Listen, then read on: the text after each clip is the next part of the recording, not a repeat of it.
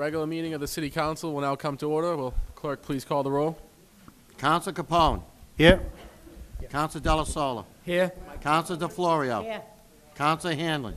Here. Counsel Matusky. Here. Counsel McKinney. Here. Counsel McLaughlin. Here. Counsel Napolitano. Here. Counsel Simonelli. Here.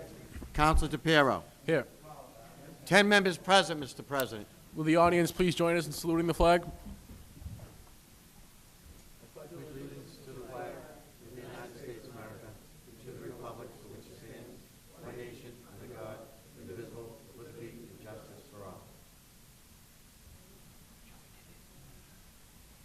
If we could just have a moment of silence for two longtime City of Everett individuals that passed away over the past week or so. Joe Kinane, we all know, who ran the Everett Leader Herald newspaper, and Tommy Lucy, who was a longtime city employee. Mr. President, can we add one more to that? Is Ronnie Salem, who's a former DPW employee. Thank you. Thank you. Please read item number 1, Mr. Clerk. Item number 1, Mr. President, is a public hearing. 12 persons interested in a petition from RCN Telecom Services, LLC, for new underground conduit on Arlington Street and Nichols Street at the intersection with Ferry. Is the petitioner in the audience? Please come forward. Can we also do item 2? Motion made and seconded. All those in favor? Aye. You have passed. Item number 2 is 12 parties interested in a petition from RCN Telecom Services, LLC, to place a new underground conduit on Towson Street in Oaks at the intersection of Main. If you could just please introduce yourself. My name is Alex Ortiz. I'm the construction manager for RCN. Thank you. Do you mind just explaining the background of the petition for us?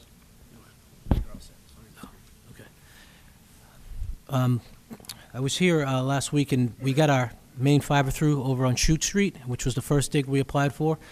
We were going to wait till the spring to apply for these, but the welcome here has been so great, and everybody's asking when we're coming, so we've kind of tried to make progress and try to get to everybody as quick as we can. Councilor DeFlorio? Thank you, Mr. President, through you. In regards to, these are underground, so that means you have to dig up the street, is that correct? Yes, ma'am. Okay, so approximately how long does this take? What's the length of time that you will be on both of these streets? I would say if we get police details and everything goes correctly, about 3 days. 3 days, Yes. okay. But after everything is done, you obviously patch the street and bring it back to what we have, what the existing is that correct? Correct. Okay, thank you. Councilor McKinnon? In regards to this, so these are underground, and you're going to be having police details, correct? Correct. How many police are on that detail? I'm not sure. On Chute Street, we had 4 a day, You had 4, you had 2 crews going? 2 crews. Okay, so you'll have 2 crews on both streets? Correct. The sergeant came by and the sergeant said, I think you need 4 details. So we said, well, send us 4 details, whatever it takes for it to be safe for everybody. And how long of a process? I mean, it's just 3 days per street? Yeah, I would say 3 days per street. Correct. And are you going to be coming for additional permitting or of other streets? Or? As of right now, these are the last 2 digs that I know of. And then everything's up high? Then everything else will be aerial plant, yes. Okay, thank you. Councilor McLaughlin? Thank you. Through you, Mr. President. My only question to you, sir, is we just approved work from Eversource in this same intersection, which is Tyleston Street and Oak Street, to begin, I believe, this coming week. Have you coordinated with Eversource on your work that's going to be happening, where they're going to be there at the same time with the street opened? Have you guys kind of coordinated any of that? Do you know any? I didn't know they were digging. I could make some phone calls and see if we can work together. I could absolutely do that. Okay, that's it just is a concern only because they're already permitted to go from the Rotary down Main Street, and this is obviously the same area. So I'm not sure if we should grant permission on this or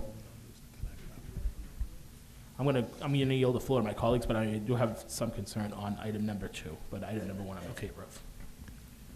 Councilor Hamlin. Thank you, Mr. Chairman. I have missed the very beginning of this whole thing going on, and I've heard different stories. Are you a competitor of Comcast, or are you a partner of Comcast? We are a competitor. Competitor. Correct. Okay. Are you competing in the same area, or have you taken different sections apart? It's all going to be in the same area. When all said and done, we will be feeding all of Everett. You will be serving all of it? Yes. Okay. Regarding the underground portion of your project, where does it go once it ends underground? Where is it going to go after that? Does it go up a pole, Yes. and then it goes into houses overhead? Correct. It's the feeder cable. It'll go underground, come up on the other side. Just no aerial plant crossing those streets. Okay. So there'll be no underground connection for television? Correct. So It's- everything will come from poles as it is now? Yes. Thank you. Thank you. Any other questions, Councilor? Councilor Matusky? Thank you, Mr. President. Thank you, Mr. Ortiz, for actually appearing. We've had some difficulty with Verizon on occasion. When they petition us, they don't attend. But that's changing very rapidly. But anytime that you add a line to a double pole, you have to remember that we have an issue here in Everett with that, basically because of Verizon. But I want to thank you. I received a call, Mr. President, last week from a gentleman that just signed up with your company for Cablevision. And the Everett council meetings and school committee meetings and school activities will be online the end of March, is that? Correct. If not sooner. We are pushing to get the fiber to the location in probably the next 2 weeks. Good. I like your customer service already. The gentleman called me back, Mr. President, was very pleased. I think we're going to have a good relationship, and I'm going to vote for these. And you'll repair the streets, actually, after you're done doing the work, as the councilman mentioned. Absolutely. And if anybody has any issues with what is done out there, we'll be more than gladly to come back and fix it to you guys are happy. Thank you very much. Any other questions? Should we discuss anything? You're excused? Yeah, I just might want to sit in the audience in case there's any other questions. Okay, thank you. Second motion? Not Motion public. made and seconded. to Public open Public hearing. Public hearing. All those in favor? Aye. Going to ask 3 times if anyone is in favor. Take them separately, item Yep. number 1. Item number 1, I'm going to ask 3 times. Is anyone in the audience that is in favor? Is there anybody in favor? Anybody in favor? Anybody in favor? That portion is concluded. I'm going to ask if anyone's opposed 3 times. Is there anybody opposed? Anybody opposed? Anybody opposed? I'll close the hearing. And before you. Do we vote on this, then do item 2? Yes. Okay, so favorable action on the Second order. motion. Motion made and seconded, favorable action? Chairman, on the motion? Yes. I'm not too sure about exactly what we're doing with this, and it's not that I'm against the company or anything like that, but, you know, the reason that we have a telephone pole in the city and that all the subscribers could be on it is so that we have just one source of lines and everything. And I see one of my biggest complaints with the telephone poles that we have in the city of Everett, the double poles that was mentioned, is if you look at the Cablevision that we have and the telephone company that we have, the masses of wires that are on these poles. And if they're still going to stay there, and all we're going to do is be adding more to that, I think we have to come with some sort of an understanding that whoever takes over whatever they do, they have to take down the previous wires. We just can't have wires continuing to go and continuing to go. And that's, you know, it's ridiculous we're going to have so many wires. That's why I thought underground would be a very good thing, if you go right underground like the electricity does to some of our houses. But I'm just thinking of in the future, you know, if he wants to be a real, they're going to be a real competitor of the other company that provides us with television service, we're going to have that many more lines in the city? I mean, that's a question I have. And I think that maybe we should do a little bit more study. Where have they done this before? What do the other cities look like? Do they have that many more wires? Do they have or have they taken the wires down, which is what we would like to see happen. So, and I don't know. So if we have an answer Councilor to that. DeFlorio? Thank you, Mr. President. Council Hannon brings up a good point. Is there any way that we can grant this with the understanding that if anybody disconnects, like if I have a wire going to the pole and I disconnect with RCN, that they have to take that wire down? Should we do an ordinance with all of them, with Comcast, Verizon, RCN, saying that if anybody, if they put up wires, for example, for 26 Dyer Ave, my house, and then I decide I don't want to go with RCN anymore and I want to go with Comcast, RCN has to take those wires down, or vice versa. So I think that would be maybe an ordinance that we should be writing to let people understand that if they're not using those wires anymore, they need to come down. Because that would be with all the, it's not fair to do it with them when we're not doing it with Verizon or Comcast. We have to do it with everybody. As far as this RCN goes, I don't know much about it, but I know a few people that have gone with it, and they're very happy with it. I've heard very good things about them, as of right now. What happens in the future, because once they come in, then you don't know. But as of right now, I have heard good things about them. So I don't have a problem voting for this, and then we can work on something where every utility company, if the wires aren't being used anymore, needs to remove them. Because I can't see RCN removing Comcast wires or Comcast removing somebody else's wires. So, thank you, Mr. Chairman. Councilor McKinnon? Real quick, Mr. Chairman, could we have the gentleman back before us? Yes?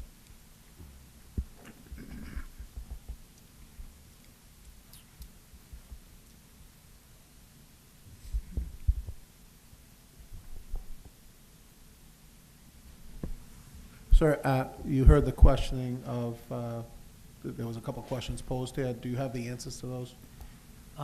With the drops going to the house, it's all communication. If we get the call from the resident to say, hey, we want you to take it off, we will come over and take it off. We don't have a problem with that. Now, Excuse me, that doesn't answer the question. it doesn't. You're saying if the customer requests for that. I'm asking if you will do that, not the customer. I didn't mean to interrupt. No, Mr. that's- Counsel. I'm no. sorry. I'll yield. I'm yielding the floor to Yeah, you. so, If that's what you want us to do, we will do that. okay. You can understand why, I hope. No, I agree. Okay. I understand all the, we usually don't do it because the customer may come back 6 months later and say, hey, we want you back because Comcast is not fulfilling our needs. And we end up coming back to run a new drop. Now, are you, I'm sorry, yeah, thank you. Mr. President, a couple questions. Now, we've had issues with double polling here. We've had issues with different other groups that have been in here on our polls. I think that's why we've created a utilities situation now that we could actually put this into.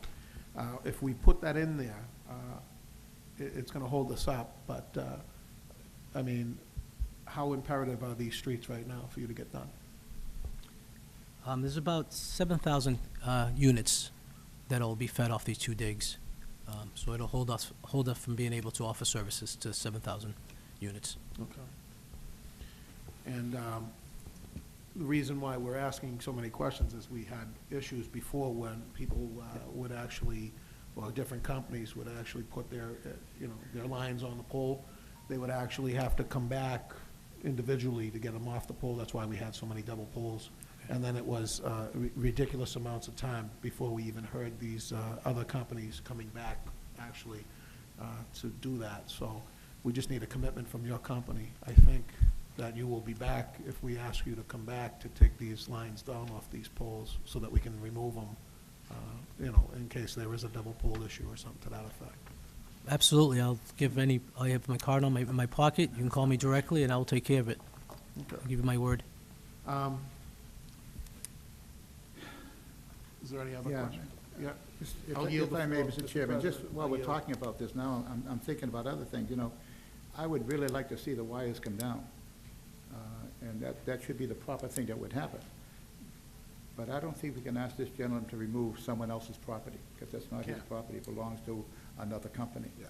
So we have to find out that, what we need to do Their property. is if they get the contract, then the other company has to be notified to take down the wires.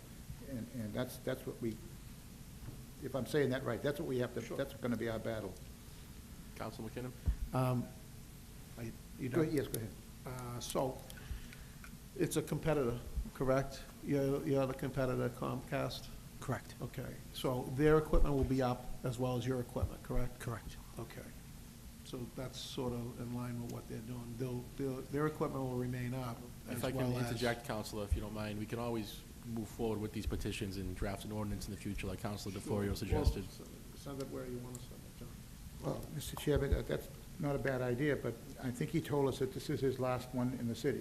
That they're gonna do any more? Gonna do any more in the city? As far as I know, no. No, so, I mean, are we, when they leave, are we gonna not be able to get anything else done because they finished their project?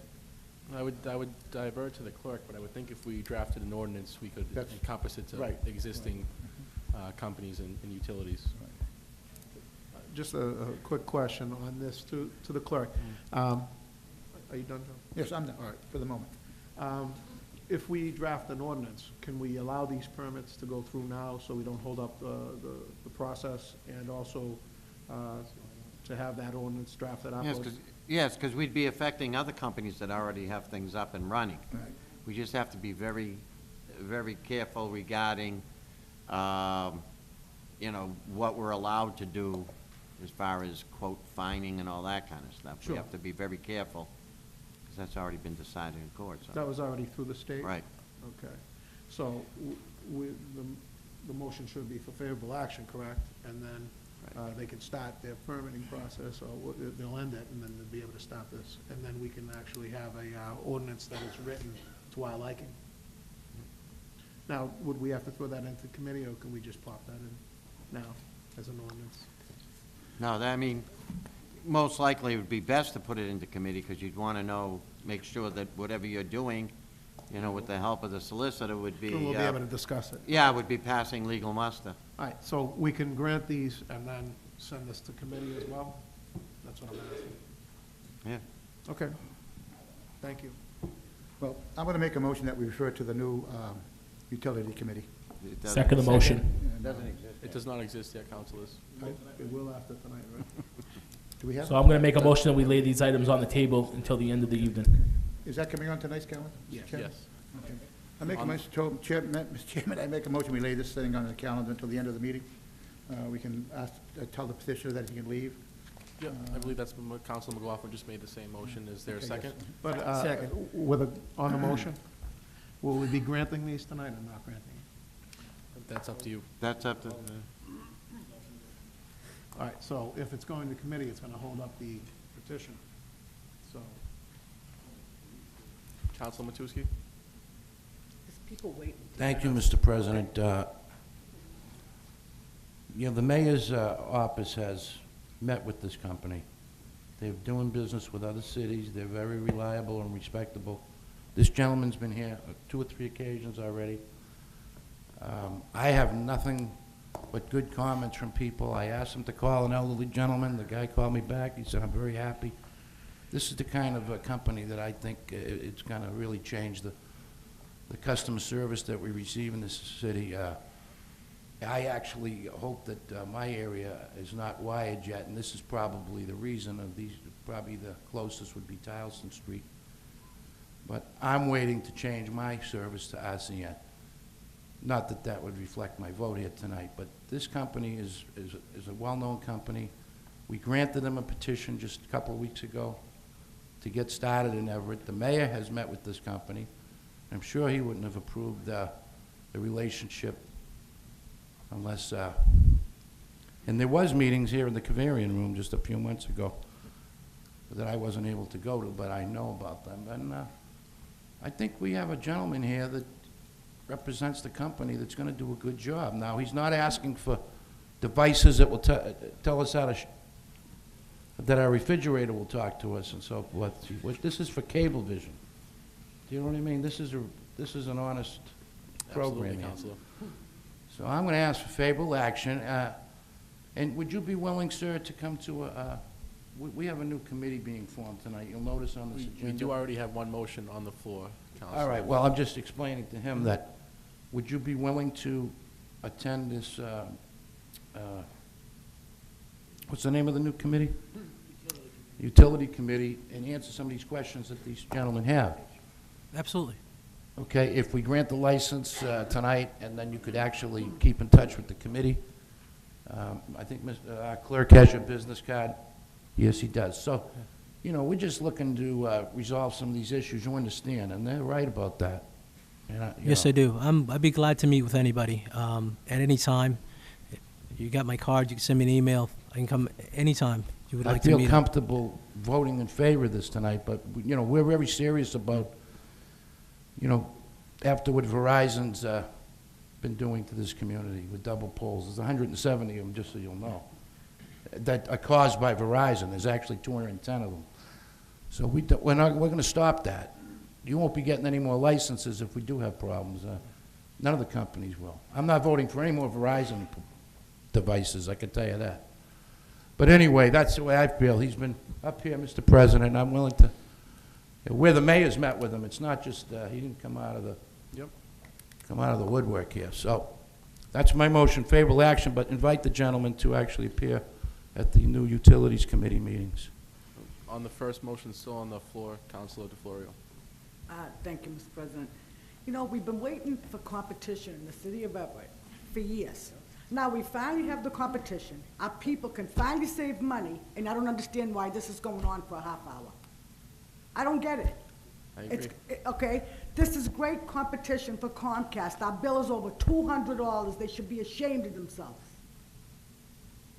All right, so this is favorable action. I put the motion on the table, and that stands. No way should that go to committee. I'm sorry. Mr. President, thank you. Should we excuse customary thanks? We're done. Yes. We have motion to the floor. Thank you. I want to echo the sentiments. Well, if we're in the middle of motions, we really shouldn't have a guest sitting at the table. But I want to echo the sentiments. One of the first calls I got when we started this was about competition. Absolutely. Comcast was the only game in town. When there's competition, the consumer wins. So I understand the concerns that some of the colleagues have. My feeling on it would be to award the license, allow them to go forward, and then we can always submit an ordinance on another agenda to get it going, put it into the committee, and deal with it at that point. But there's no reason why we should be holding this gentleman up, because by holding this gentleman up, we're actually sacrificing service to our residents. So I agree. I echo the sentiments, and I call for the question on favorable motion. Well, actually, we have the committee will take precedence, but. Councilor McLaughlin, last speaker. I actually attended the beginning meetings in the Kavarian room that Council Matusky had commented on. I couldn't be more in favor of this proposal. I'm in favor of the company coming in, and you're right, competition is always good for the residents of our community. Competition that's done correctly, competition that is understood by everybody in the community so that everybody's on the same page, so that nobody is confused or doesn't understand what's going on. I have questions about an intersection that we've already got approval for construction to begin this week on underground work to start with Eversource, and they're going to come in now in the same intersection. That is my question, is how do we move forward to coordinate that, say, both companies working in the same area at the same time of the day. So that was the reason why I asked to bring it into committee, so that we could get an understanding of how that's going to transpire. It's a very busy intersection, as we all know. There's a school down the street from there. There's a lot happening during the day in that intersection, especially of that area. I want to know how we're going to play this out so that everybody's on the same page before we go forward. That's the reason why I asked. I didn't ask not to allow competition to come to the city because I'm in favor of it. It's just getting the details worked out so that everybody understands what's going on for the residents at home. Councilor Hanlon. Yeah, thank you, Mr. Chairman. Just one further point. You know, competition is good for everybody, and I believe in competition. It's just very, very good. But I want to move into something new with my eyes open. I want to know everything about it. I want to know what's going to happen to it. And remember, we're talking to a very fine gentleman out there. He is the construction manager. His job is to put that into the ground and to make sure that it works. He's not the person that's going to control the company. He's not the person that's going to be selling the product. He's not the person going to be handling the complaints from the customers. We need to talk to someone if this goes into committee. I mean that we should invite somebody from the company that's going to be doing the service, not someone that's going to be building the project. So, I mean, that's the reason why we have to, you know, this is a new thing that's going to happen. And new things are good, but we need to do them with the proper rules and proper regulations. And I can write an ordinance in a week, you know, for this, so it doesn't mean that I want to hold it up for a long time and everything. So that's my comments on the referring it to the committee. Councilor McKinnon. Just on the motion, from my understanding, they've already been in the city, and they've been putting their lines up and everything else, so these are the last two that would service 7,000 residents of the city of Everett. I say, on that motion, grant these two, get these guys back into the committee, the Utilities Committee, through you, Mr. President, and then we can discuss what we have to discuss there as an ordinance base there with them. But to hold it up, I don't see the logic in holding it up. I think if we grant them the permitting, at any point, we could say, well, guys, you know, through the ordinance, you know, we can govern it through the ordinance. So I'm just thinking, they've already been in the city, and they've already been petitioning for this stuff already, so I don't see why we hold it up now at the end. But, Thank you, Councilor. thank you. We'll take the first motion. I would like a roll call vote, Mr. Clerk. What is the first motion? Referral to committee always takes precedent, Mr. Chairman. Yes, but the president has requested Roll call, that's a fine. roll Yes. call on the referral to committee. Counsel Capone. No. Counsel Del Sola. No. Counsel DeFlorio. No. Counsel Hanlon. Yes. Counsel Matusky. No. Counsel McKinnon. No. Counsel McLaughlin. Yes. Counsel Napolitano. Counsel Simonelli. No. Counsel DePiero. No.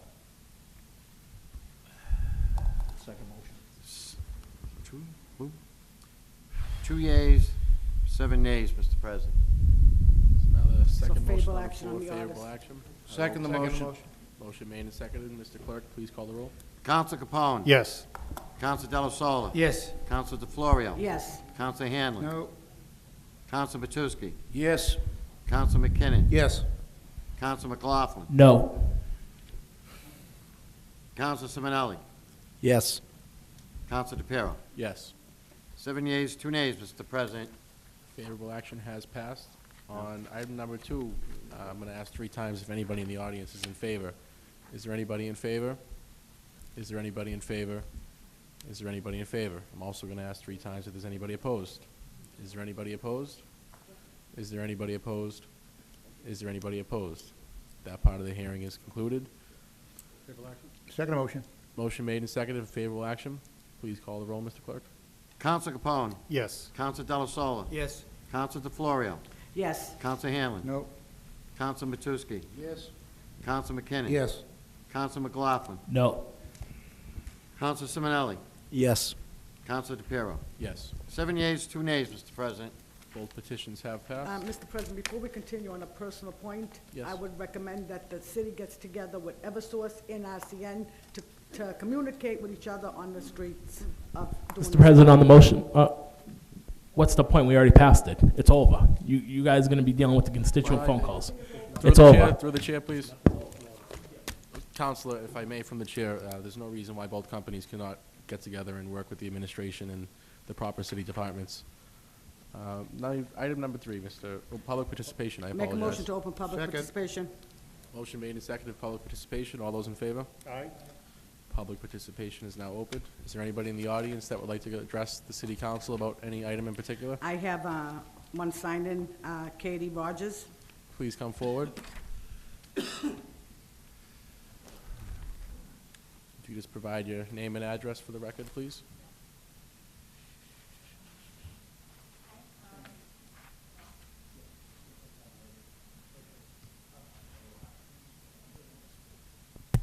Is it on? Okay. My name's Katie Rogers from 78 Englewood Avenue. I apologize, I was sick this weekend, so I'm a little bit disheveled right now, but I'm ready to present. So as I'm sure that most of you know, that this is an environmental issue that I'm bringing up tonight, and I have a little presentation, and then I have some sources that I can pass around. So I'll actually talk about the sources first, so that way I can pass them around and you can look at them while I'm speaking. So my proposal tonight is that we ban balloon releases in the city of Everett. And the reason being is that they actually have a very negative environmental impact. They can be harmful to animals. So I have a source here which kind of gives you facts, and I'll get into them into my own speaking. I have photographs. One of the photographs is my own photograph that I took this week of balloons caught in a tree in Everett. I have a letter of support from the New England Aquarium. I have a letter of support from the Mystic River Watershed Association. And I don't have a letter of support, but I did speak to Cynthia Mead, who is Zoo New England's Vice President of Outreach, and she represents the Stone and Franklin Park zoos. So I'm going to pass this around. And now I'll go into detail about the rationale behind this. So my name is Katie Rogers. I live on Inglewood Avenue in Everett. Most of you know me from my photojournalism work with the Independent newspaper group. On a personal note, many of you know that I am very conscious about the environment and animal issues. At the age of 14, I became one of the youngest volunteers in the New England Aquarium's history. I went through vigorous training to become educated on aquatic life and the environment. At the aquarium, I would give live animal presentations to guests. In high school, I initiated a conversation about recycling bins being placed in the art rooms, which later helped me earn a scholarship from Schnitzer Recycling. In college, I studied some oceanography, and I returned to the aquarium as a volunteer intern to hand sculpt the artificial coral you see in the giant ocean tank today. Additionally, I volunteered at other animal-related organizations and helped coordinate a Facebook group for lost and found pets in our community and surrounding areas with great success in reuniting owners with their pets. In the past couple of months, I created a new addition to Facebook called Everett Earth, which updates our own residents and anyone else who may be interested in environmental issues here in our community and around the planet. Needless to say, I have a long history of being proactive in animal welfare and environmental issues throughout the majority of my life. A few months ago, I came before some members of the City Council to address the consideration of a balloon release ban, as this was one of the simplest ways we can set an example of being an environmentally savvy community without inconveniencing people in their everyday lives. To be clear, my proposal is not intended to be an insult to any particular event, cause, business, or individual, but rather something I am informed about as a former New England Aquarium volunteer and as an environmentally aware individual. As a community living very close to the ocean and as a community that will undergo drastic developmental changes, particularly involving our waterfront property, I think we can do more on the forefront of being environmentally conscious. As a photographer, I cover a variety of events, some of which include balloon releases, where hundreds of balloons are let loose into the sky in ceremonial ways or in remembrance of lost loved ones. My issue is not to put down these honorable causes, but I do ask for regulations that will prevent these events from inadvertently harming animals in the process. These balloons, particularly when released in masses, end up drifting through our streets, getting tangled in our trees, and end up as litter. Even those that are labeled as biodegradable take years to break down, which is often far too late for the damage that they cause. Released balloons can travel more than 1,000 miles before inevitably falling back to Earth. Upon their return to the surface, they can land on the ground, get caught in tree branches, or in the ocean. In water, balloons resemble jellyfish, and animals such as sea turtles, fish, whales, dolphins, and seals have been known to mistake them for food. Since these are unable to be digested, this causes a blockage in the intestines and inevitably a slow, cruel death by starvation. Furthermore, land animals can be affected as birds and mammals get tangled in balloon strings, causing suffocation as well. As citizens, we really see these consequences of balloon releases firsthand after we enjoy watching them briefly fade into the sky. However, taking the simple step and refraining from releasing them will do a great service to the animals in our community and miles beyond. I would also beg that if you look around you, you will see the consequences of balloon releases more often than you may realize. In the past week, I have personally noted over 3 bunches of balloons throughout the community entangled in Everett trees. It makes me wonder how many more made it to the ocean or places that are not visible to the naked eye because they had to go somewhere. I know that some of you may be thinking this is a small issue in the grand scheme of things, and may feel that this is not an issue that needs the backing of an ordinance. That said, other communities in Massachusetts and around the United States are already catching on as balloon releases become a more popular trend. For example, Nantucket has an ordinance in place that not only bans releases, but the use of balloons on the whole island at all because of their negative environmental consequences. In my personal experiences, I have found that people who release balloons for various causes do not intend to harm the environment and simply are not aware of the consequences. As far as awareness, I am pleased to report that shortly after my last presentation, Everett's own Haley LaMonica was inspired to petition against a scheduled balloon release that was being conducted at her college, the University of New England. This proved a perfect example of why we need an ordinance to back the awareness factor. Haley received a decent amount of backlash from students organizing the event, as the intention of the balloon release was to memorialize those who lost their lives to suicide. Students who were personally impacted by this cause, and even some faculty, felt that Haley was insensitive to the suicide issue, even though that was not her intention at all. Haley met with faculty at the school with the petition, which received hundreds of signatures within a brief amount of time, and met with her peers leading the event to discuss alternative solutions. The school determined that she was in the right and the best course of action was a balloon release ban for their school for future events. Therefore, they could continue to be environmentally conscious without causing upset to other great causes. This is just one example of why this should become an ordinance beyond just awareness. There are certain issues which are popular for balloon releases where it would be incredibly inappropriate for me to lecture about the environment. Having followed bloggers on Balloons Blow, who are on the forefront of this issue around the globe, I see on a daily basis how hurt and offended people react when you ask them not to release balloons when it comes to their sensitive causes. When a group of people dedicated to their own cause, charity, or lost loved one are confronted with the suggestion of changing part of their idea, it can come off as disrespectful to their cause, therefore making it a sensitivity issue. You may feel that this is not something that can be enforced. I am aware that we can't stop every individual celebrating a birthday from releasing a few balloons in their backyard, but we do have the ability to prevent larger mass balloon releases in community spaces and businesses, and enforced on an individual basis when we see it before us. In my eyes, releasing a balloon is no different than throwing garbage out the car window on the highway, and we do have laws in place regarding littering. As a community, Everett can easily pave the way for this cause, and I firmly believe that while it may seem small, in the future, people will be more conscious of the harm of balloon releases if we start right here, right now. There is no excuse to pollute our environment and harm animals strictly for a moment of pleasure watching balloons fade into the sky. In light of our renewed waterfront property coming forth, I urge you to instate this prior to new developments who may want to celebrate with balloon releases. It is critical on behalf of animals that people are educated on this matter. It is best to address these issues as a preventative course of action. I hope that each of you can see the difference we can make tonight should this ordinance pass. Thank you for your time, and I'd be happy to answer any questions. Thank you very much, Katie, but unfortunately the charter does not allow for questions Oh, okay. during public participation. But thank you for the presentation. Yep.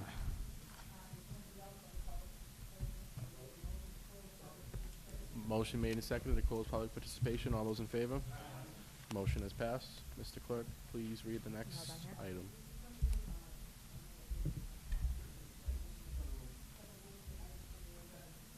Motion made and seconded to suspend the rules and take item number 28. All those in favor?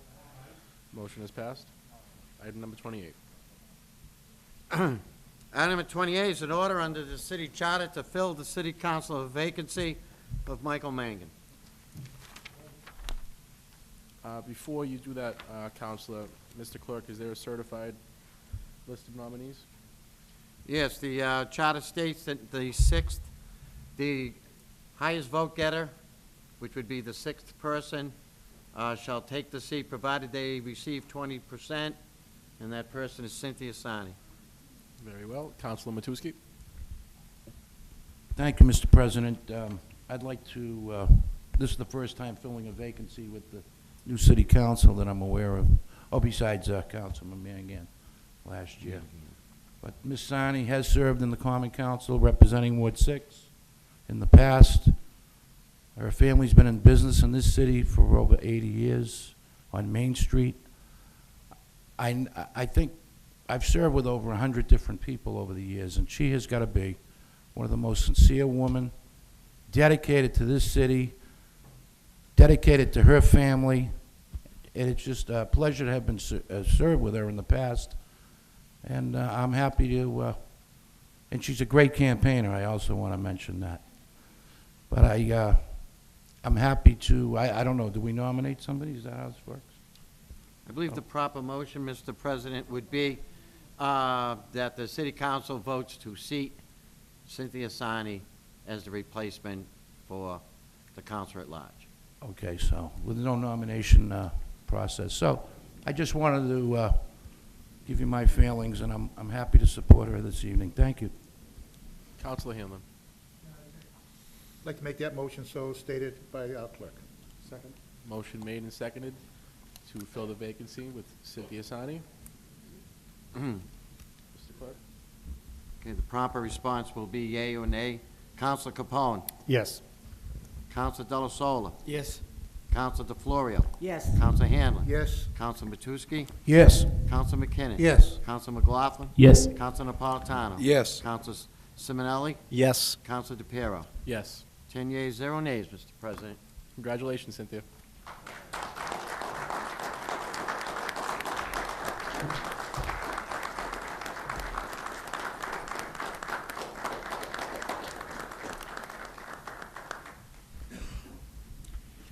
Gonna do this in Norwegian. I hope that doesn't bother you.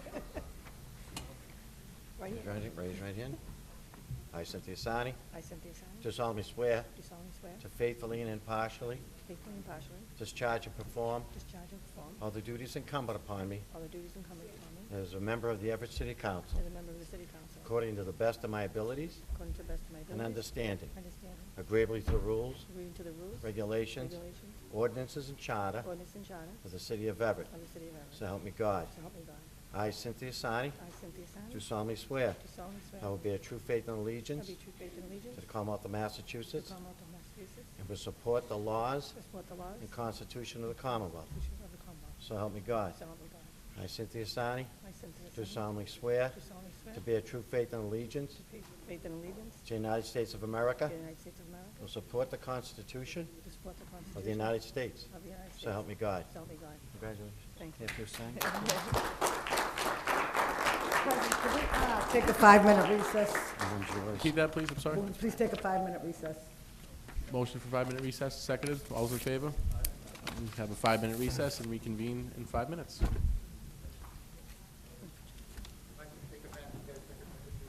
The what? No.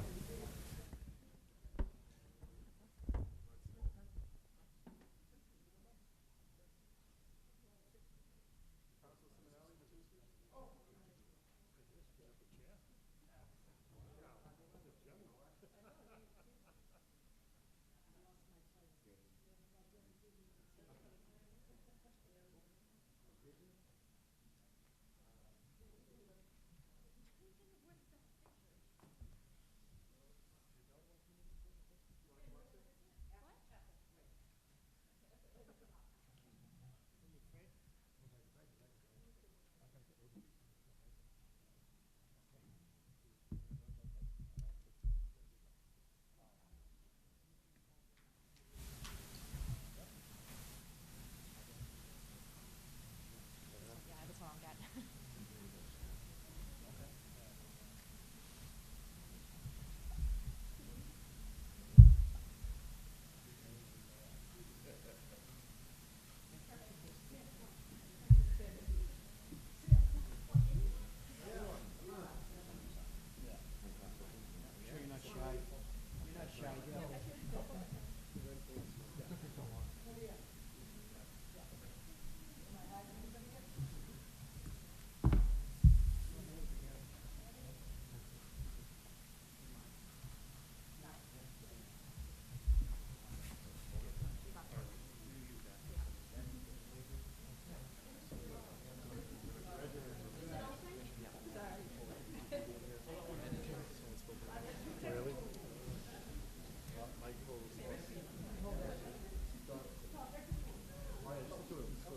Yeah.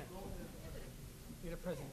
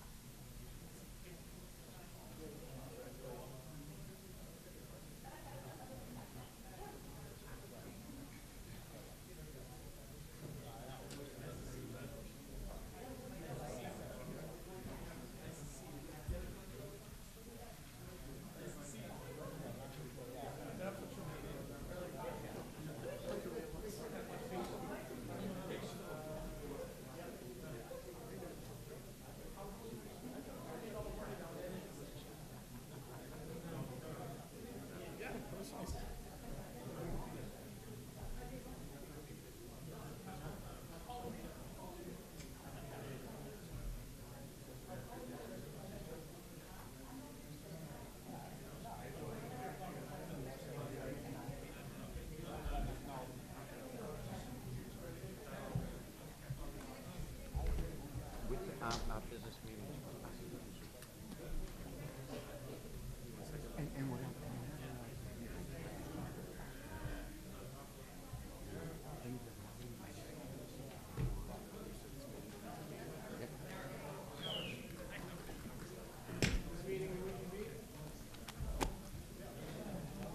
Can we please suspend rules, take item number 23?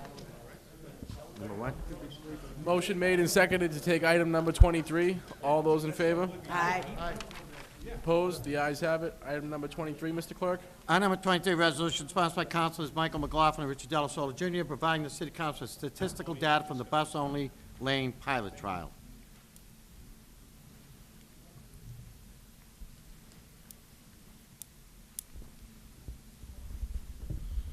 Mr. President. Councilor McLaughlin. On the motion, thank you. Can we ask for Mr. Monty to come before us from Community Development? And You anybody absolutely can, else? but Counselor, in the future, I would really like to do a lot of this type of work in committees. Okay, But I'll make a I will I'll- allow it tonight. I will allow it tonight. No, I'm okay with making a motion to refer to committee. Okay, Yep. if that's how you, But if my president if wants that's to how you wanna do move it in forward. committee, I make a motion that we refer this. We have Jen Schlesinger here from Mass DOT representing Secretary Pollock, so she would like to say oh, a if few that's words the about... case, absolutely. We'll yeah. take Okay. care of it If today. you can invite her up also, that would be... Absolutely. Good. Thank you. Please come forward and introduce yourself. I am Jen Schlesinger with MassDOT Planning. Great, so thanks for having us here tonight. We did want to talk about the bus lane, which we started piloting back in December. I know a couple of councils had some questions about how it's been going so far. But I did want to start just giving kind of a brief overview of what it is, why we did it, and sort of how it's been going so far. This was a project that came out of the Everett Transit Action Plan, which we were working on for about a year with Mass DOT. It was looking at ways to improve transit access for Everett residents because we don't have, commuter rail station, we don't have a rapid transit station. But a very large percentage of our residents do rely on public transit to get to their jobs and to school and to do their personal errands and things like that. So the study came up with numerous recommendations. Some were short-term, easy implementation. Others were long-term, high capital cost investments that may be 5 or 10 years out.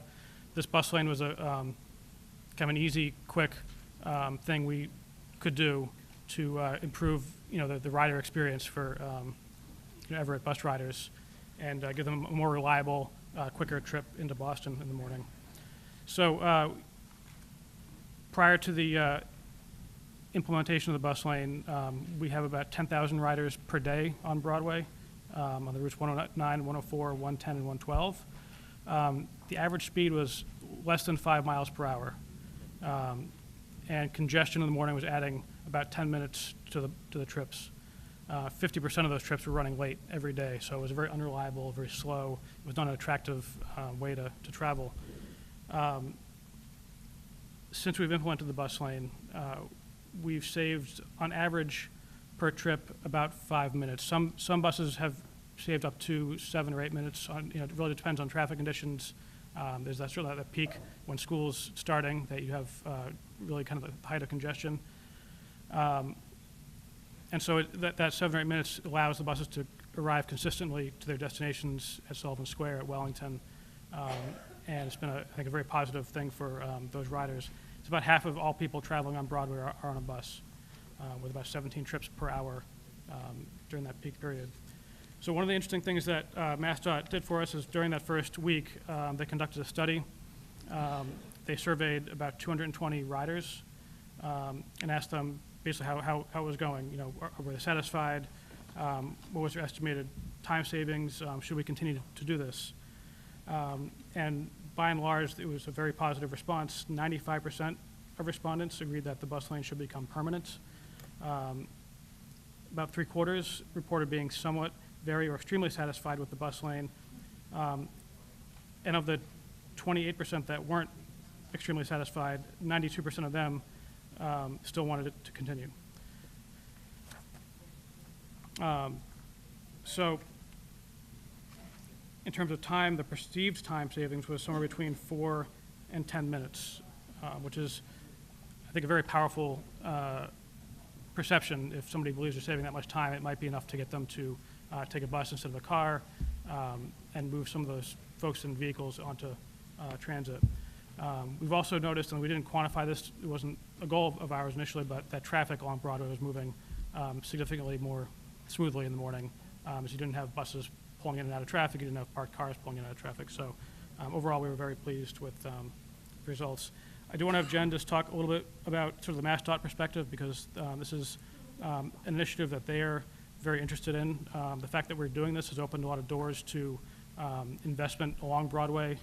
We're talking about making improvements now at Sweetser Circle, which has been a long wish of the city to do something different there, and along Lower Broadway. So we're opening these doors to partnerships, which could lead to some longer-term investments, in our transportation system. So Jen, I'll let you speak for a few minutes. Thanks, Jay, and thanks for having me here. Again, I'm Jen Schlesinger. I was the project manager of the Everett Transit Action Plan, and I'm also the deputy project manager of Focus 40, which is the long-range plan for the MBTA. It's a 25-year plan that we're undertaking now that should be finishing up in June. And one of the big goals of that process is to foster municipal partnerships to really improve bus service. And yeah, Jay asked me to talk about the larger strategy, and 30% of MBTA riders are on buses. It's often the forgotten mode, as Jay talked about. It's the most unreliable. It's slow. It's just unpleasant to be on, but the people who take it depend on it every day. 20% of the population of Everett boards buses on a daily basis. So given that this is such a poor service, there's a lot of opportunities for improvement, but the MBTA really only has control over two of these, the buses and the drivers, but the streets, the signals, the sidewalks, the bus stops are all under the control of cities. So we've been trying to foster partnerships and are trying to promote that as part of Focus 40, and what we're really pointing to is our partnership with Everett in this bus lane pilot. Other municipalities are interested in bus lanes and bus priority, and they've been looking at what we've been doing to Everett to see how they could advance those initiatives with us. Jay talked about the improvements with this specific bus lane. So I just wanted to highlight that it's a focal point regionally. It's also a focal point nationally. We've been highlighted in several national press pieces and are going to be reported in a few more. So we're just very excited about this partnership. It's really our opportunity, given limited resources for the T, to extend services. Improving bus service by making it faster can allow us to use our buses more effectively, more efficiently. So I think those are just the major points that I wanted to highlight, how important this partnership has been and how great it's been working with the city of Everett. So I wanted to thank you and happy to answer any questions. Thank you, Jen. Councilor Capone? Oh, I apologize. Do the sponsors want to speak first? Councilor DePiero, I want to thank you, Ms. Lissinger, for coming. We've worked closely on this Everett transaction plan together. I've been to a lot of your meetings and have been very satisfied. I was quite caught off guard when we actually started this kind of without any warning or notice. Last time we'd had a meeting at the Conley Center, we talked about how we were going to implement some of these things in the future. I didn't realize the future meant like tomorrow. And I don't think the businesses along Broadway realized that that meant like next week we were going to implement this program and that businesses were going to be impacted. I do have several questions tonight. So I think my president made it good suggestions. Actually, Ms. Schlesinger, there's none for you. It's more for the Everett, for Mr. Monti. So I don't know if my colleagues want to send this into committee or if we want to have this discussion tonight. That's up to my colleagues, but there are several questions that I have, but I don't need the state or Mass DOT to be at a committee meeting to answer questions. They're more just fundamental type questions that we could discuss. So Would you like to make that motion, Councilor? I'm going to make a motion that we refer it into public safety and government operations. Make a motion to refer this to government operations and public safety. Is there a second on the motion? Motion made and seconded. All those in favor? Aye. Opposed? Thank you. Mr. President, could we keep Mr. Monti in his chair because we have another item on the calendar? Absolutely. Thank you. This has been referred to committee. You are excused, miss. Thank you. Suspend the rules and take item number 18. Second. Motion made and seconded to take item number 18. All those in favor? Opposed? We The ayes also have have Julius O'Frony, the city engineer, before us as well.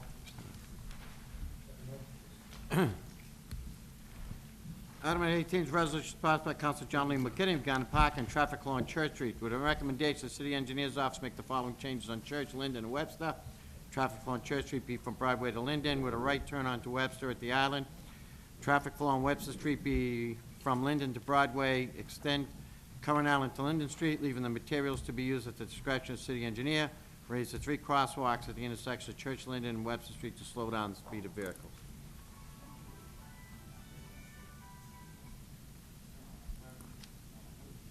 Actually, that's it. Councilor McKinnon. Thank you, Mr. President. Mr. Fernie, is this is what we discussed in committee, that has come out of the committee, correct? Yes. Okay. And this is, just so we can just go over it one more time here, we're going to have a one-way coming up Church with the option to take that right to the City Hall again, correct? Yes. And then extend out the meridian or whatever that is there, extend it out to Linden Street, and then put the raised crosswalks. Mhm.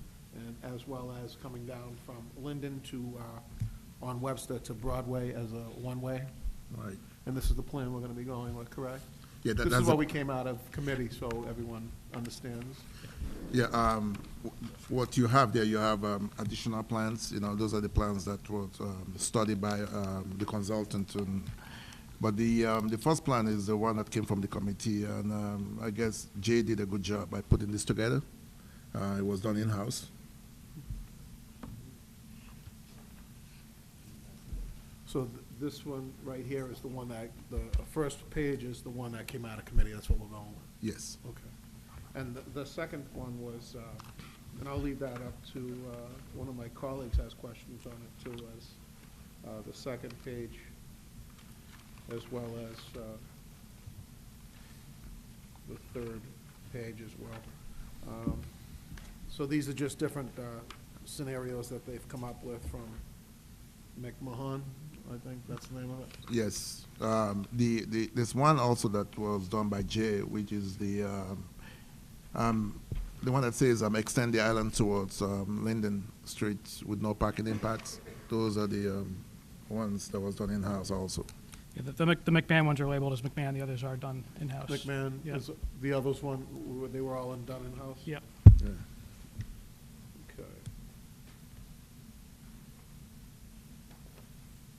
So the one on top, the first page, that's what we're going with. The top one is one that came out of the committee, and we strongly believe that that would enhance the neighborhood and actually work well. That one will work the best, okay.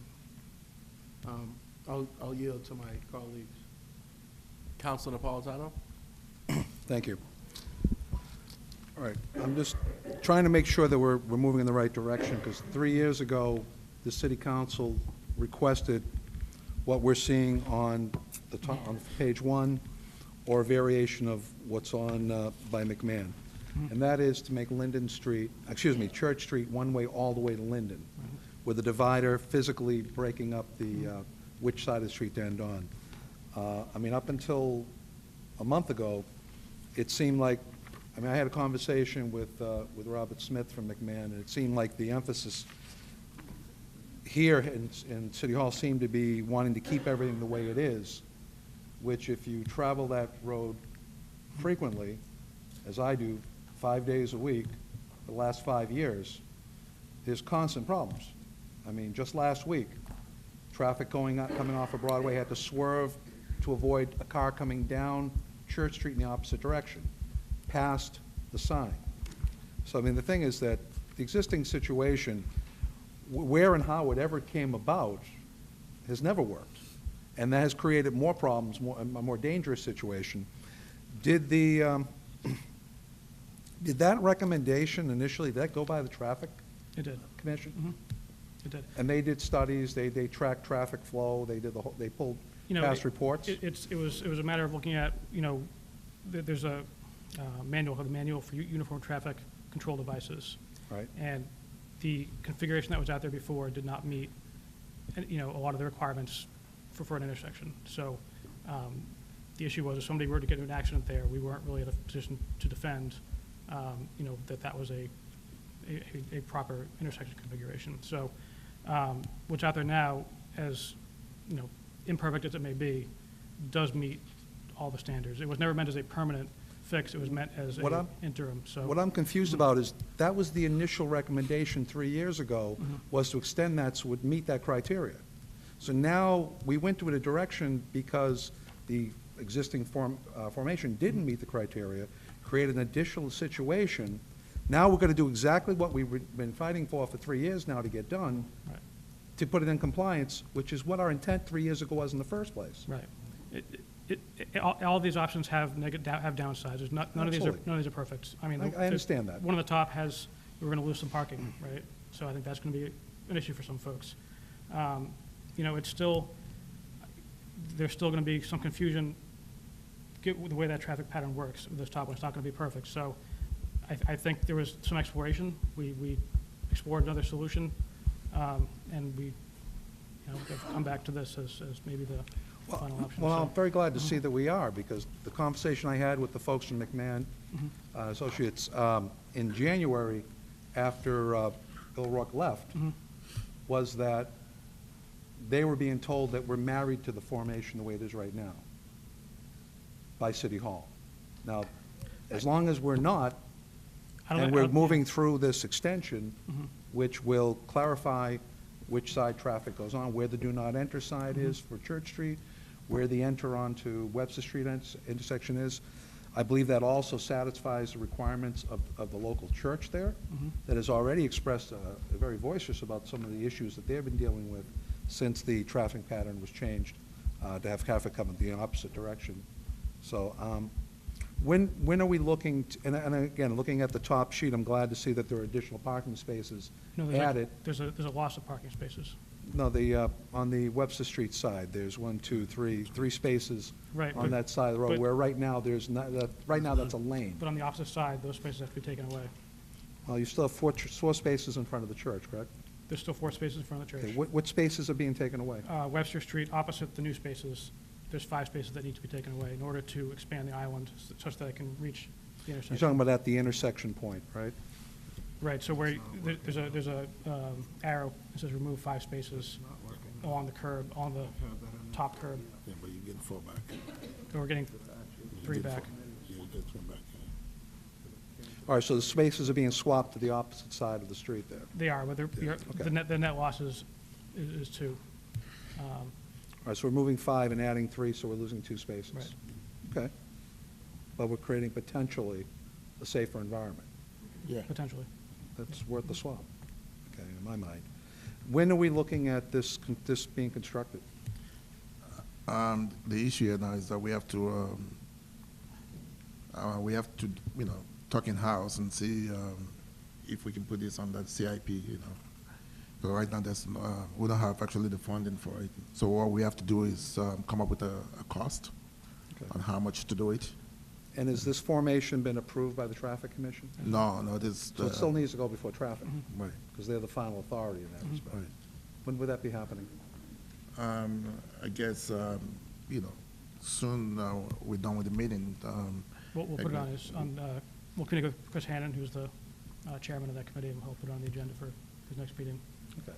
I just would like to be involved in this. I've had numerous conversations with Mr. Rourke while he was here.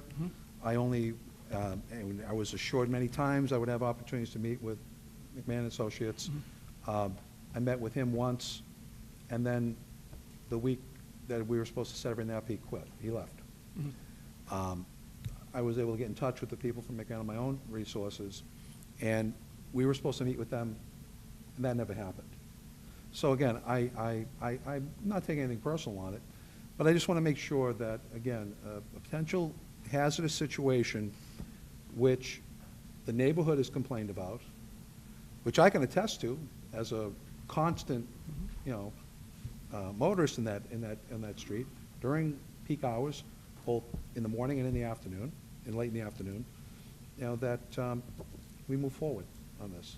3 years is a lot to ask to wait for something that to most people in that neighborhood feels common sense. I understand compliance, that's important and that's key, but let's get this done. Okay. Thank you.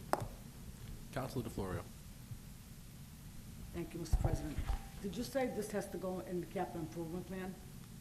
Yeah, we don't have a cost for it right yet, but So you have to add this to the capital improvement plan in our next budget?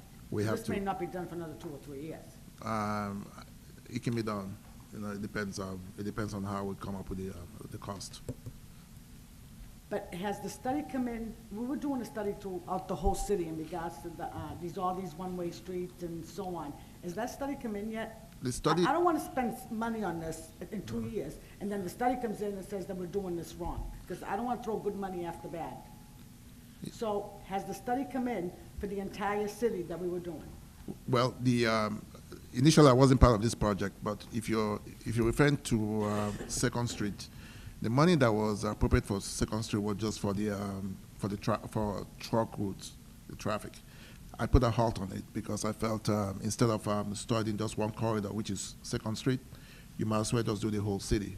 And not only that, you have the casino, that's coming up right now. That's my point. You have a casino coming, so why don't we do the study first, and they may come up with something different, because this isn't something that's gonna happen overnight. I happened to watch the committee meeting, even though I don't have any report in front of me. I happened to watch the committee meeting, and I understand that people want it done, but they also have to understand that it's not gonna get done overnight. So if we're gonna do it, why don't we do it right? Because we seem to be doing this, for some reason, in the city of Everett, the last 20 years, all I've heard is studies. I don't know how many studies we've had, and nothing ever gets done. Yeah, but what we're applying now, we're applying common sense here. This is not studies, From what you've seen so far here, I think it's workable, In terms of Second Street or the one way you're talking about right now, it's going to be a problem because what if we do all these studies and Wayne comes up with the different studies, So that would take a long time. So I would think the best thing is for the city to move forward with this plan, because of safety. Then we can now do, the entire city because your studies is more or less on trucking, not on motorists. No, well, the study is on traffic, but when they do the study, they also recommend what streets should be one way and what streets should be one way the other way. They may recommend that we change Church Street to one way the other way and Webster Street to the other way. You don't know that. So I think with this design, you would either not need to change it or make very minor modifications to it were you to reverse the streets. It would work either way. With minor modifications, I would say.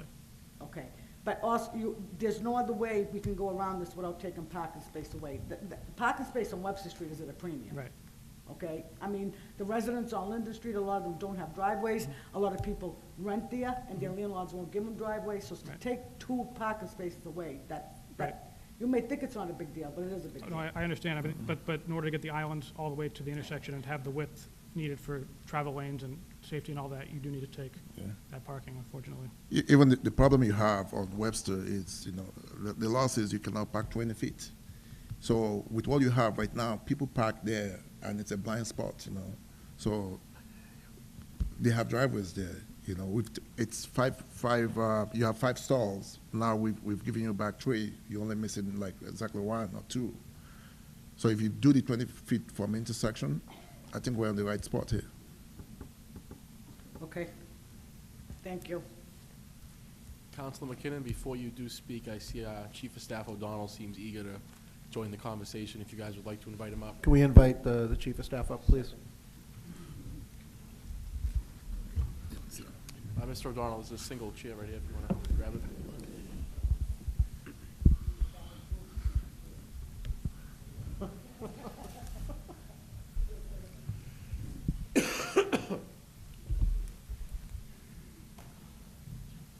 Could you weigh on this, Mr. O'Donnell? Yes, thank you, Fabi. And I just want to clarify something. And although I have no reason to doubt Councilor Napolitano's feedback he may have received from McMahon Associates or the former engineer, Mr. O'Rourke, the only direction that McMahon Associates was given from the administration end was to give us solutions and improved recommendations for improvement. We did not guide them. We did not agree that it worked. It was fine as it was. None of that ever happened. We recognize that there have been issues. We've all been discussing it at great length over the past couple of years, and we did not give them any direction other than to fund this study, do this study, and give us recommendations as they see fit for improvements. Thank you for that. Well, just in review of the committee structure, this was on for about a year in committee, so, and we did expend funding to do these studies. So there was money that was spent on these studies. We should act appropriately now with the studies that we're going to have and utilize these right now to correct the situation that's over there. I mean, this has been a year that I know of in committee, and then 2 prior to that, because I was on the council at the same time Mr. Napolitano was. So this has been an ongoing issue. So we've expended funds. We might as well try to get this solution done here. So we're all in a kind of an agreement that this is the way it should be. And if it needs to be modified at some certain date, then we can actually do the modifications at minimal damage to the street. So I see it as a win, actually, if we can get it done, so. How much cost-wise would you be looking at? It would be too early to give you a cost, because the island has to be redone over again. Do we have to, do we have to extend it out like this? Yes. According to the plan, or could we do some type of, the temp type pylon? Because I know that was, talked about in committee as well. What we'd like to do is, in enhancing the neighborhood, we have to actually mill the Actually, street. excuse me, no, to my colleague, it wasn't in committee for 2 months asking the Please, no same cross the bridge, corrections. And guess what? Just to, put it out there now that we've actually stated this, it was going on for a year, and we spent almost $9,000 for a couple of different plans here. So we'd like to actually work on them to, get it done, get an answer. So that's what we're looking at doing now. Go ahead. I'm sorry to. No, interrupt you. we can come up with a cost, but because we're going to be extending the island, we actually have to do the road over again and include some crosswalks, Sure. with signage. I can get a cost for that, but that's what we need to do. Okay. Thank you. Councilor Del Sola. If we're gonna continue with studies, why can't we have a temporary setup out there? 3 or 4 signs, there'd be no left turn back onto Webster, and you can't come down Church Street, and put some kind of barrier in the middle. That'll take about 2 days. And if you wanna do studies that's gonna take 2 or 3 more months to finally get this thing rolling, at least we have a solution right now. This is just gonna keep going on and not, it's just, something could be done right now. Tomorrow, something could be done. Signage. You put some signage up, and your problem's solved. They can go up Church Street, all the way to Linden, and they could take the right onto Webster from Church, just can't take a left. That's half the project right there. No, we're not. Besides the island and the no parking, they can still park on the opposite side of the street until we decide to get a final design on this. In the meantime, this might take 5 more months. If it takes 3 months, we could resolve it by the weekend with a couple of signages out there, and we get everything flowing out there. Then we could extend the island and move the parking to the other side of the street. No, the design in front of you was not done by the consultant. It was done by Jay. No, I know. This yeah. design right here, the front cover, which I agree with, me personally. Right. Why can't we, instead of waiting to finalize it, have the raised crosswalk, have the island extended? You're talking, let's say, a 2-month project. Why can't we, by the end of this week, put some signs out here, no left turn, and you can't come down, you can go to Church, from Church, all the way to Linden? I just don't understand why we can't just do this now as a temporary solution. No, I agree with you, but the original design was in front of the committee, traffic. So it would be ideal for the city to go back to traffic and propose this before we can make changes. Right? The traffic commission? Traffic commission, yeah. You're trying to tell me we can't put signs up? We can do that. On our own, without having approval of this here? We can do that, but I guess what you have there now was approved by the traffic commission, right? Yeah. Right. So what we had before was already approved. Right. So why can't we go back the way it was, but you relieve a little pressure, you could take it right on Webster Ave. You just can't take the left to get to Linden, you're going straight. It was approved at one time before. We can look into it, and we'll have to look at what will be appropriate there, what would work there for a temporary measure, because I don't have the answer to that. I can see what's gonna happen. We're gonna be back here Right. 2 months from now saying, okay, we got the approval to extend the island. Right. So for 2 months, we still had the same problem. Right. Okay. Well, we'll look into whatever we can do temporarily. I couldn't say right now if that's No, possible or not, I but- just throwing this out there, something.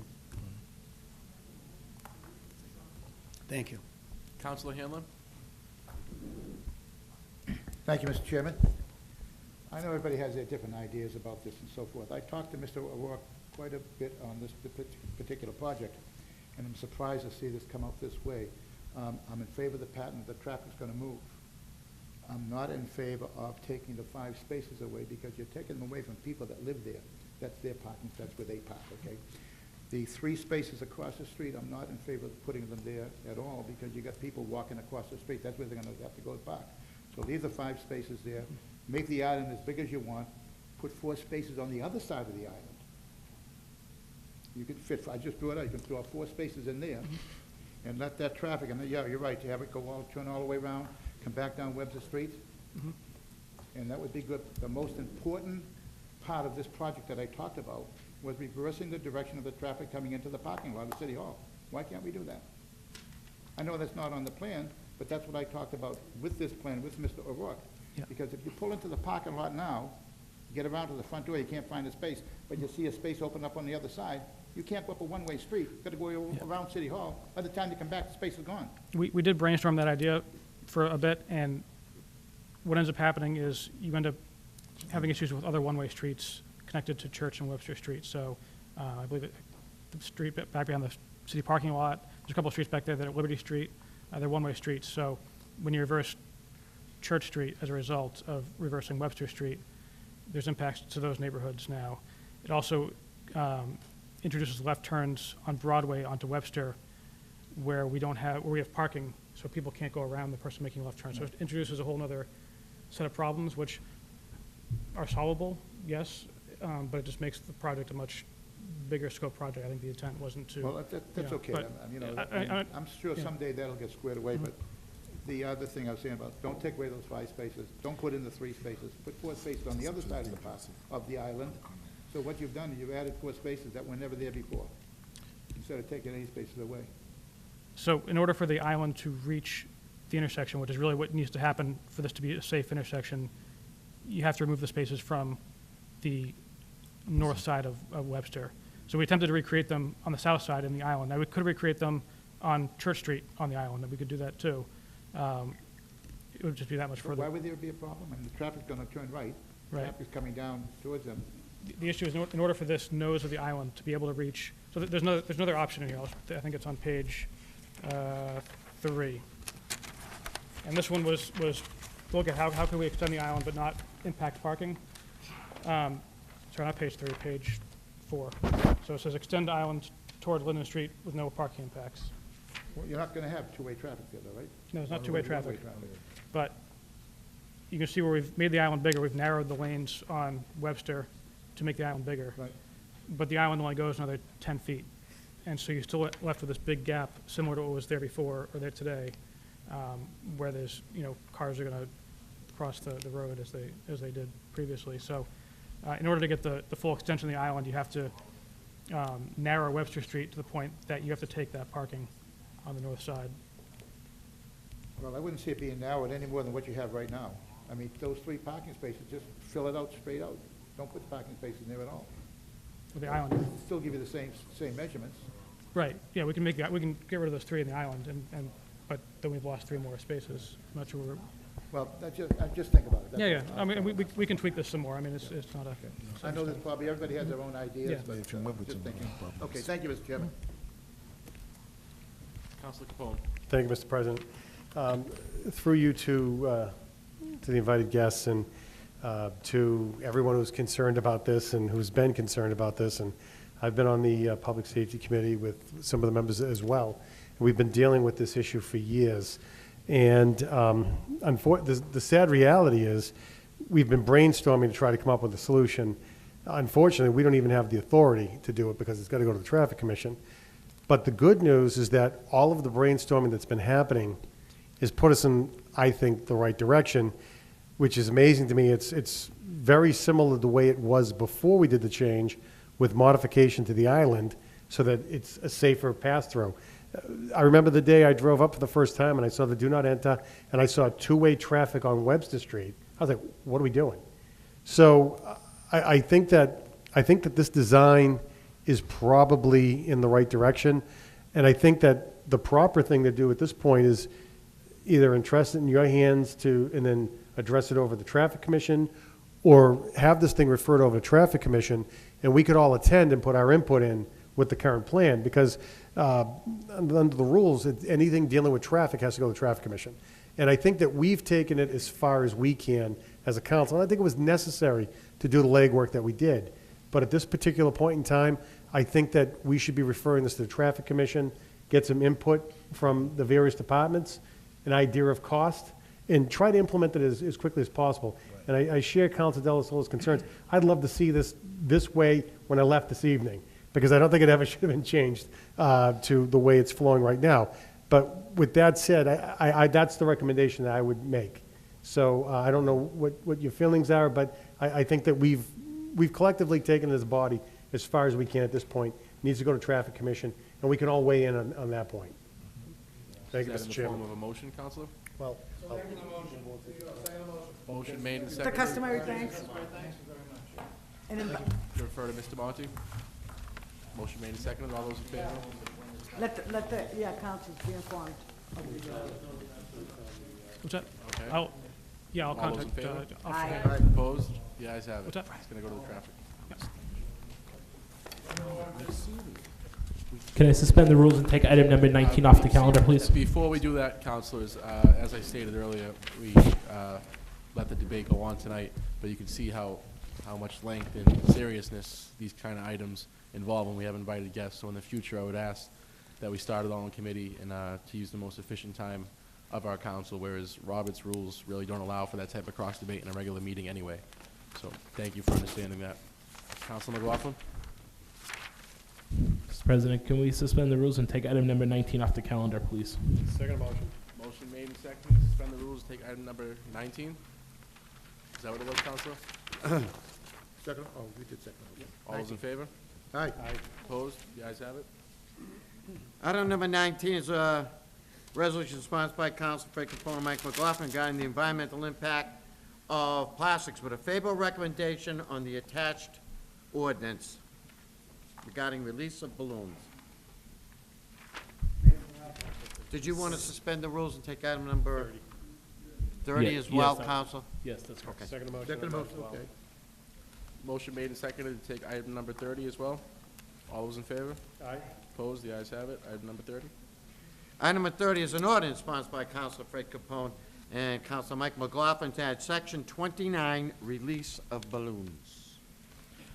President, on the motion briefly. I want to thank our city clerk and assistant city clerk for working with myself and Councilor Capone on this item.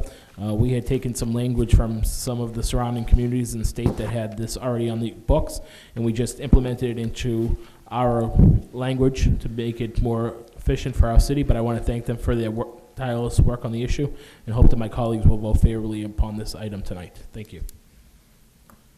Councilor Capone. Thank you, Mr. President. On the piece itself, I just want to address a couple of things. Balloon release. Sounds funny. It's clearly something that, it's easy to take it lightly.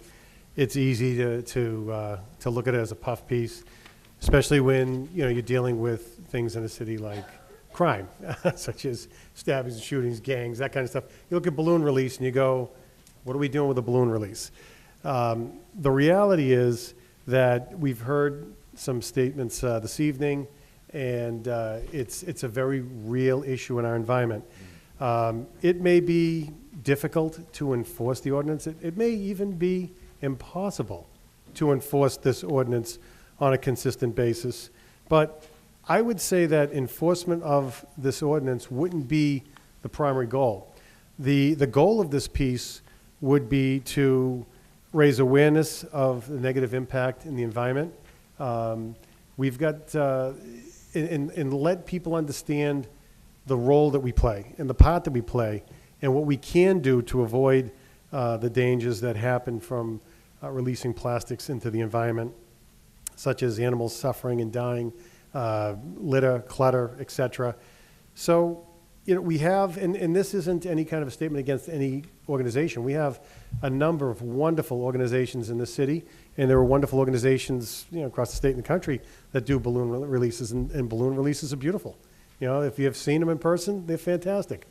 But the reality is, if we can put this in the form of an ordinance, we can alert people to the impact that they may not be thinking about the danger that happens to the environment when you do release balloons, and the suffering that it causes, the unnecessary suffering and death among wildlife, and the unnecessary clutter. So with that said, I hope that you look at the merit of the piece and vote your conscience on that, and I move for favorable action on it.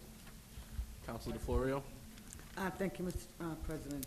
Now, in regards to Section 29, I believe there is a fine to go with this ordinance. Am I correct? Mr. Yes. Clerk? Section 1-8, Okay, so. the basic non-criminal Non-criminal. disposition. Okay, and the enforcement, from what I understand, would be through code enforcement? Any police And the officer or dog the off- animal control officer. Okay. I really would, I don't disagree with this, but I really would like, in my opinion, to lay it over for 2 weeks, just so I could go over a few things, because there was some information given to us tonight. Not that I'm against it, just to go over a few things in my head, to understand and make sure that we're doing the right thing. If I may, it'll only be enrolled tonight. It still has to be published in the newspaper before it's voted on again. So if that gives you enough, if that gives her enough time, the council enough time, Mr. President. So the next time I could still ask the question, is what you're Hey, saying? I just didn't want to, I didn't of the want to give up, sponsors. yeah. Okay, All right, you will not be passing it finally this evening. okay.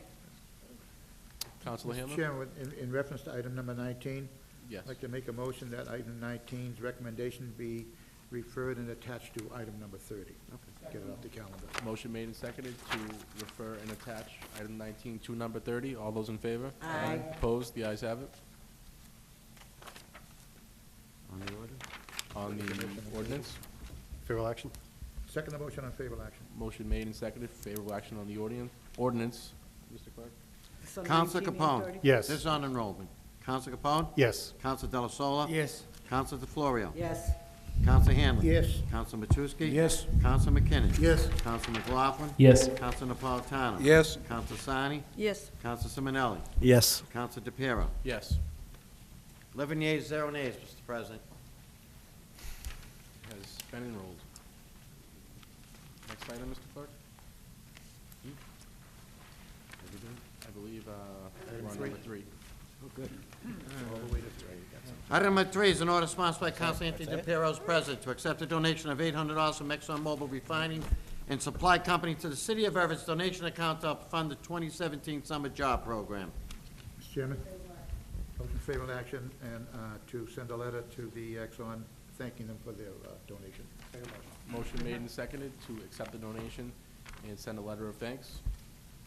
Mr. Clerk? Yes. Council Simonelli? On the order, the counselor has a comment. He just wants to say that it seems funny that ExxonMobil is giving donations with the current litigation that's going on in the city. So, it's a comment. Mr. Clerk? Counselor Capone. Yes.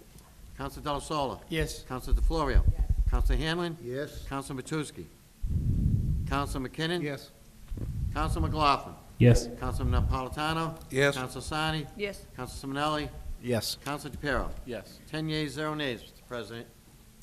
Mr. Accept Chairman. the donation. Councilor Hanlon? Chairman, I'd like to make a motion that we take items 4 through 12 collectively, provided that the clerk recommends favorable action and all the papers are in order on all of these items. All paperwork is in order on items 5 through 12, Mr. President.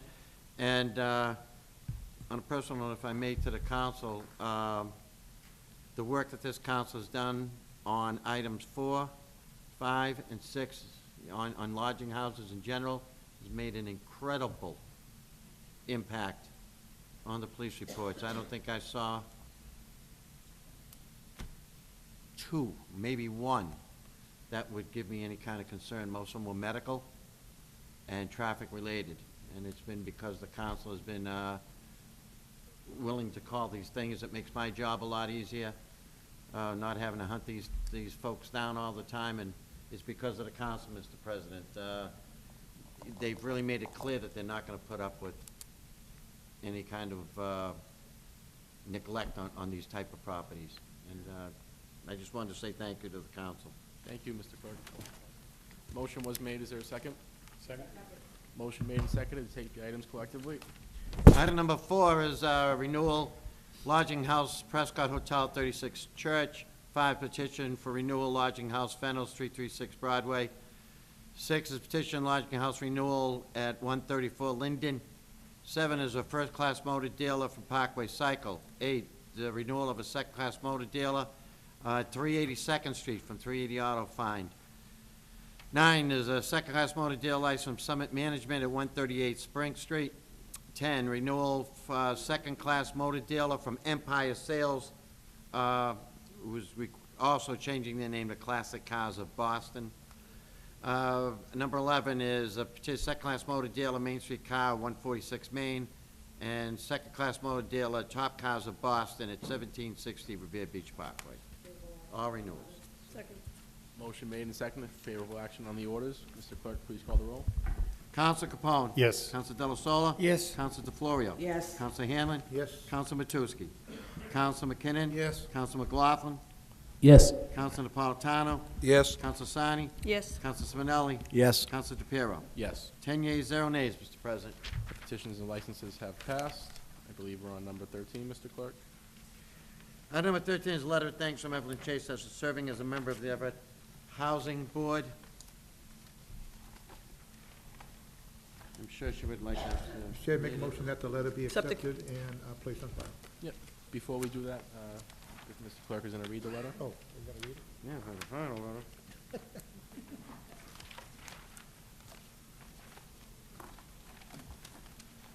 Here it is. It's like trying to find socks in the morning. To the Everett City Council, I want to take a moment to express my sincere thanks for your recognition of my service to the city while I served as a member of the Everett Housing Authority's Board of Commissioners. It was truly an honor to serve at the request of Mayor DiMaria for 5 years. It was always my belief that I should serve honorably and competently to best represent the residents of the Housing Authority. It was never a thought that I would be recognized for my service, so it was such a thrill and surprise to be honored in such a way. I greatly appreciate your recognition. Thank you from the bottom of my heart. Sincerely yours, Evelyn M. Chase. Before we proceed with the motion, if I may, from the chair, 'cause I know Ms. Chase watches all these meetings from home, I want to thank her for her service to Everett Housing, especially Glendale Towers, and more importantly, her friendship. We also send a copy of that letter to the mayor's office. Absolutely. Thank you. Motion made and seconded to accept and place on file. All those in favor? Aye. Opposed? The ayes have it. Next item, Mr. Clerk. Item number 14 is resolution sponsored by Council, is a special opioid crisis committee report on a resolution sponsored by Council Anthony DePiero regarding the creation of opioid response teams. John? John? Go ahead. Go ahead. Jones. Where are we? Oh, I was The going thing is, grant further time to invite Planning and Development Director Tony Souza to the next committee meeting. Make a motion to grant further time and invite Tony Souza. Second motion. Motion made and seconded to grant further time. Mr. Chairman, Yes. on the motion, you know, the opioid committee is a very special committee, assigned a very special job, and they're doing some very special work. We have a rule, one of our rules, that says that they have to report to us periodically. I think it's every 6 weeks they have to do something. I would like to ask that if we could recommendation anyway that we do not apply that rule to the opioid committee, because they're pretty much on their own. They do the work that they have to do, and I think that, like this one here, when there is something that they have to report, they could just come and report. So rather than them having to be in the committee with Mr. Burley and, report it to stay in the committee or come out of the committee or whatever, I think it's important that they know that they are on their own, they do a lot of their own funding and everything. So I think that they should be relieved from, what is it? Suspend Rule 46. Rule 14? Thank you. Mr. 46. Oh, try to wrote down. This, yeah.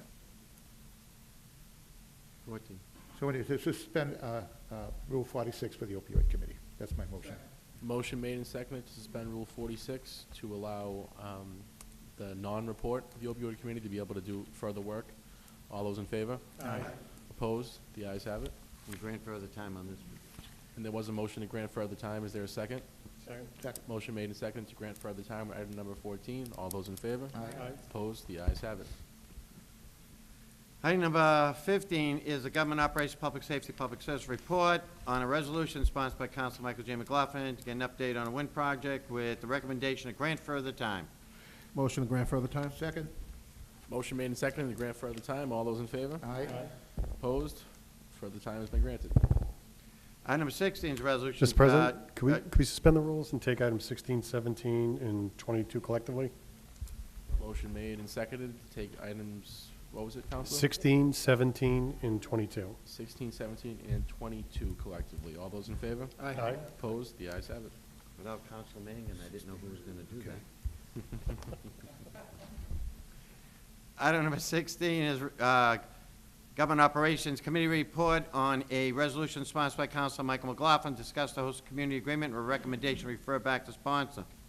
Item number 17, resolution sponsored by Council John Lee McKinney regarding hiring practices of the police and fire departments with a recommendation refer back to sponsor. And item number 22 was an ordinance sponsored by Council Anthony DePere regulating the speed limit in the city of Everett with a recommendation to refer back to sponsor. Mr. President, accept the committee reports, refer back to sponsor. Second. Motion made and seconded to accept the committee reports and refer back to their respective sponsors. All those in favor? Aye. Opposed? The ayes have it. Item number 20? Item number 20 is a resolution sponsored by Councilors Richard Delasola Jr. and Mike McLaughlin regarding an update on the Eversource project on Main Street with the recommendation to place on file. I have no issues with Eversource. I just want to place it on file. If my colleague Miss one? McLaughlin has a comment on this issue, he could voice his opinion. Mr. President, on the motion, I'd like to refer further time in committee and ask for a report from Eversource the first meeting of March.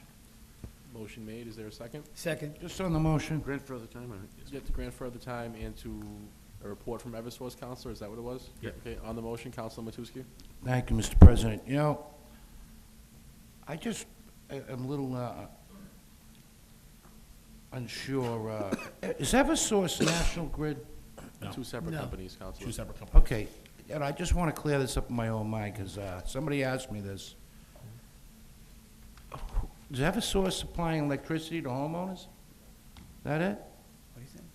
Or businesses, whatever? I don't know enough about the company, but No. Counselor Delasola may be able to answer that. Yeah, I just want to clear that up. Somebody asked me, and I said, well, The line they're working on right now goes to a transformer up in Woburn. It supplies a transformer in Woburn. so... It goes to Everett, to all the cities. So Eversource is a different, they have... Right, National Grid supplies in Everett alone, Everett for example, the gas and electricity. To the customers. The customers, yes. What does this company do? Eversource has their line that runs through Main Street and goes to Woburn.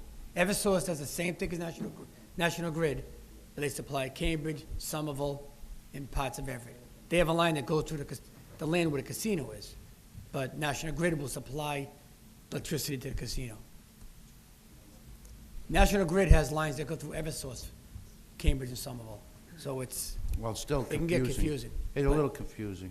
But electricity to Everett is National Grid, Okay, but they're digging up our streets and... correct. Okay, I get it. Thank you. Motion was made and seconded to grant further time and a report be provided from Eversource. All those in favor? Aye. Opposed? The ayes have it. 21? Yes.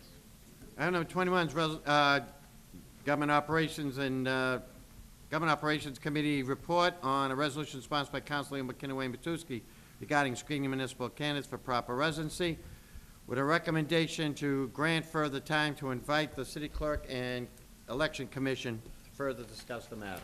Councilor Matusky. Thank you, Mr. President, and I want to thank Councilman McKinnon for, pushing this issue. It's a needed screening for candidates, and I know it's been in the committee for quite some time, and at this point, are they, just a question to the chairman of the committee, are they going to be invited to the next meeting? Just, can we just refer this to them? Just a question through you, Mr. President.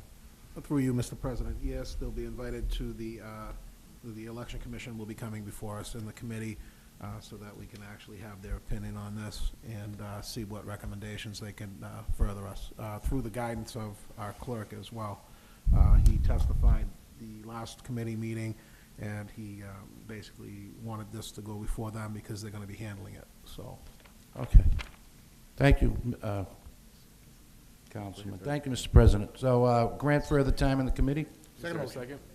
Motion made and seconded to grant further time in the committee. All those in favor? Aye. Opposed? The ayes have it. Further time is granted. Chairman, in regards to these committees, we've got to make sure that the sponsors of these pieces get invited, so they get notified to know when these committee meetings are, so. Mr. Clerk, can we provide a note to our administrative assistant to? I sure will. Thank you. Thank you.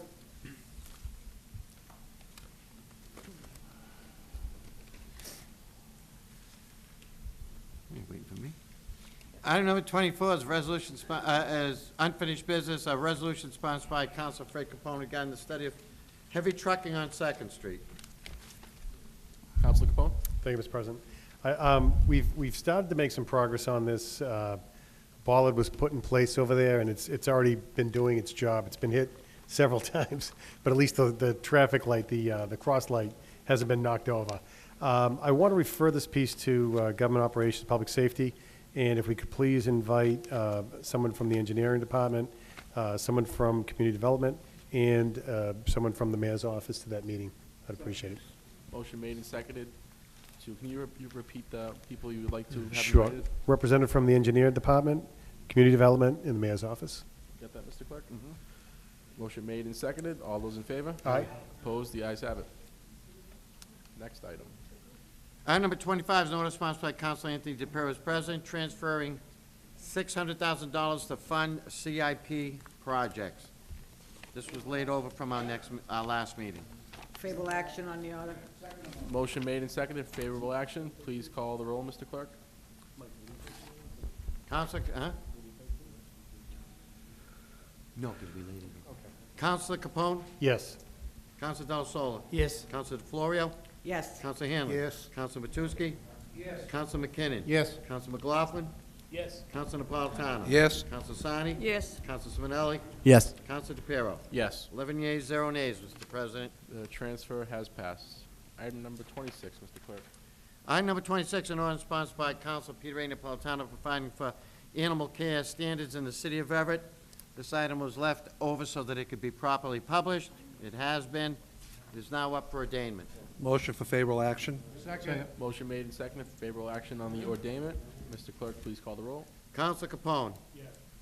Councilor Del Sola? Yes. Councilor DeFlorio? Yes. Councilor Hanlon? Yes. Councilor Matusky? Yes. Councilor McKinnon? Yes. Councilor McLaughlin? Yes. Councilor Napolitano? Yes. Councilor Sani? Yes. Councilor Simonelli? Yes. Councilor DePiero? Yes. 11 yeas, 0 nays, Mr. President.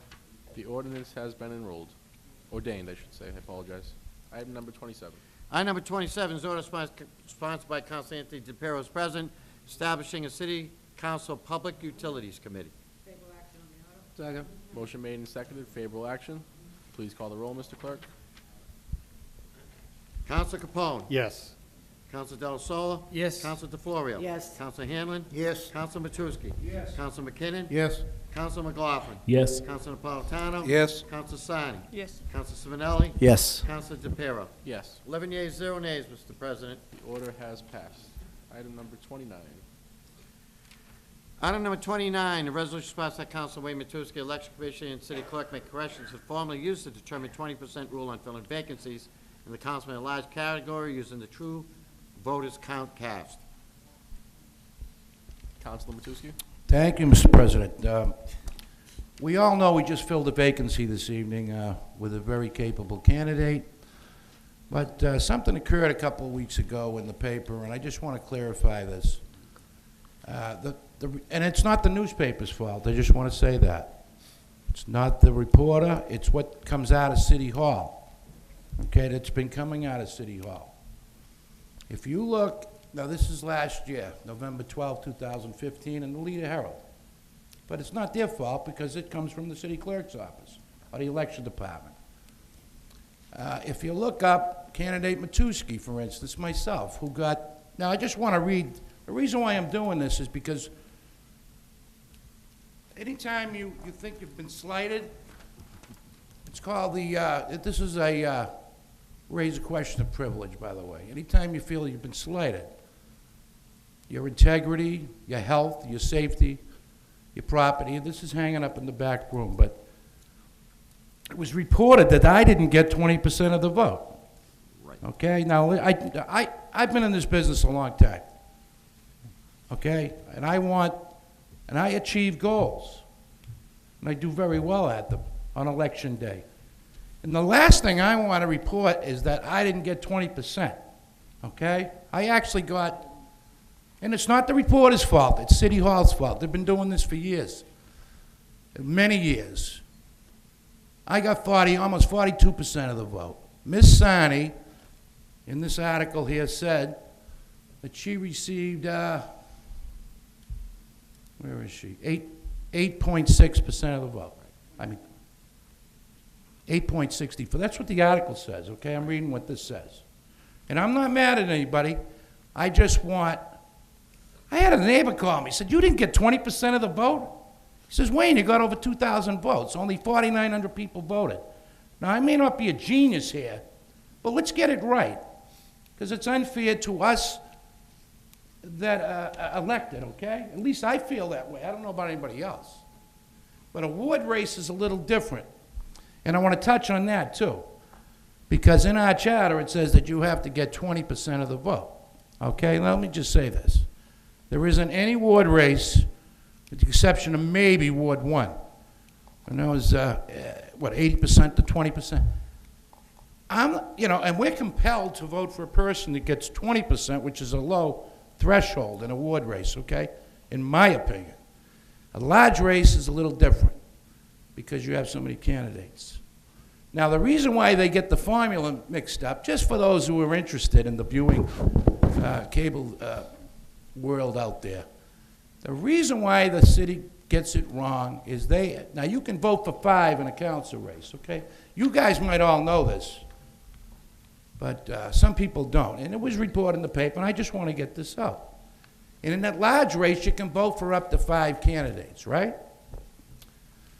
Well, in the last race, 693 people voted, almost 15,000.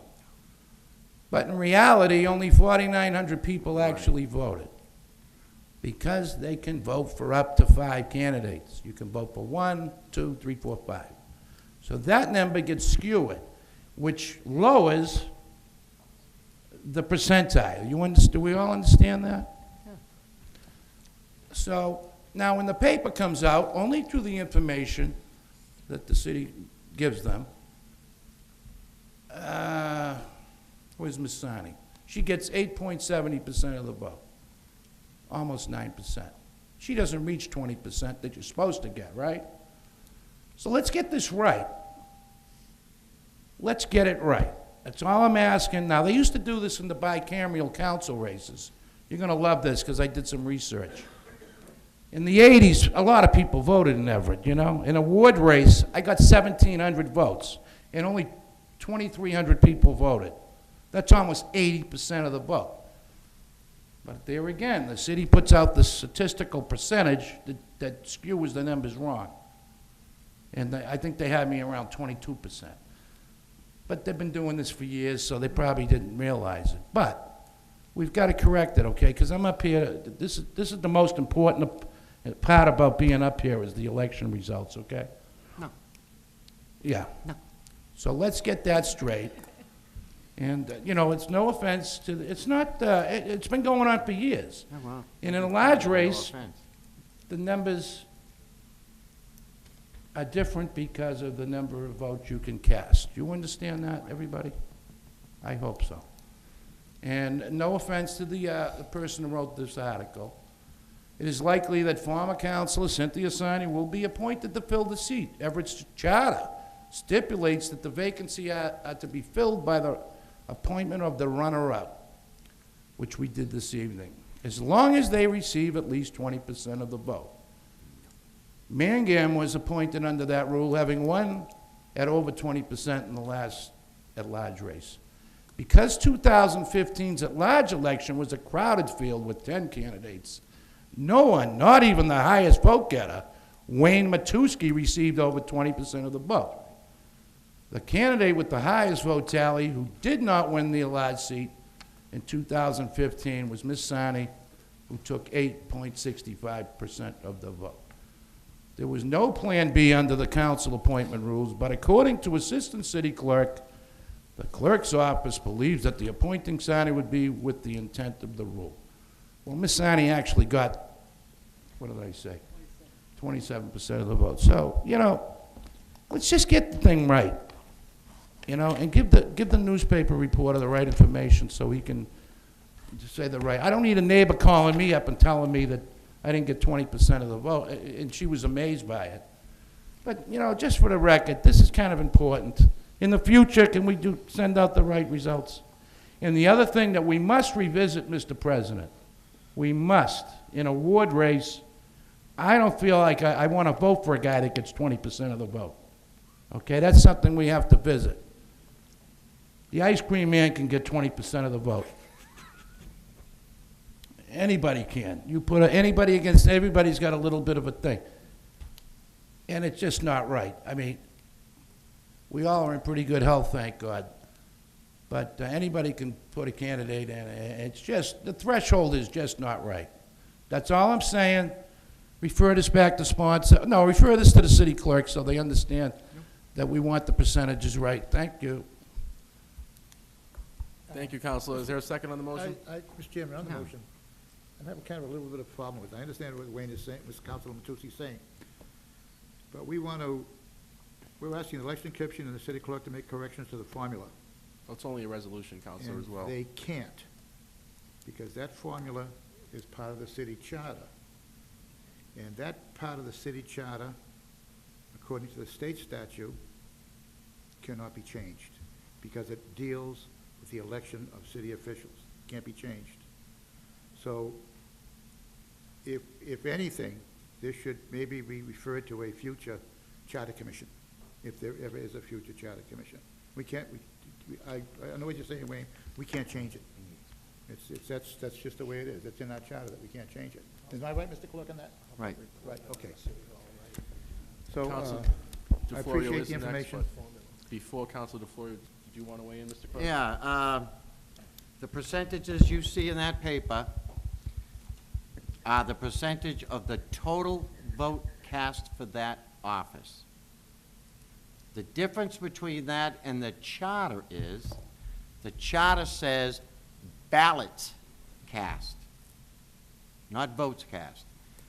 Did the person was their total vote, that's what they got for votes, 20% of the ballots cast, that's how many actual physical ballots, how many votes.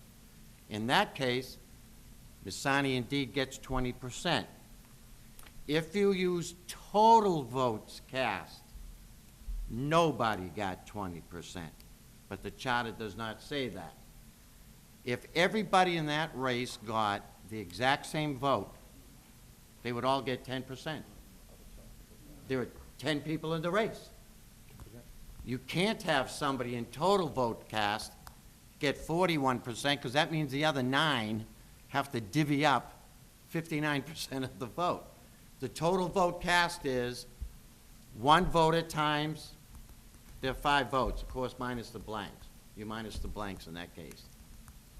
So that 13-point-something% that the first vote getter got is 13%, almost 14% of the total votes cast for counselor at large. But if you look at it from ballots cast, it would mean that at least 41% of those people who voted included that person on their ballot. So it's total votes cast, just like in the old council race. You had 3 votes. If 1,000 people voted, that meant 3,000 votes were cast, were eligible to be cast, minus the blanks, were eligible to be cast.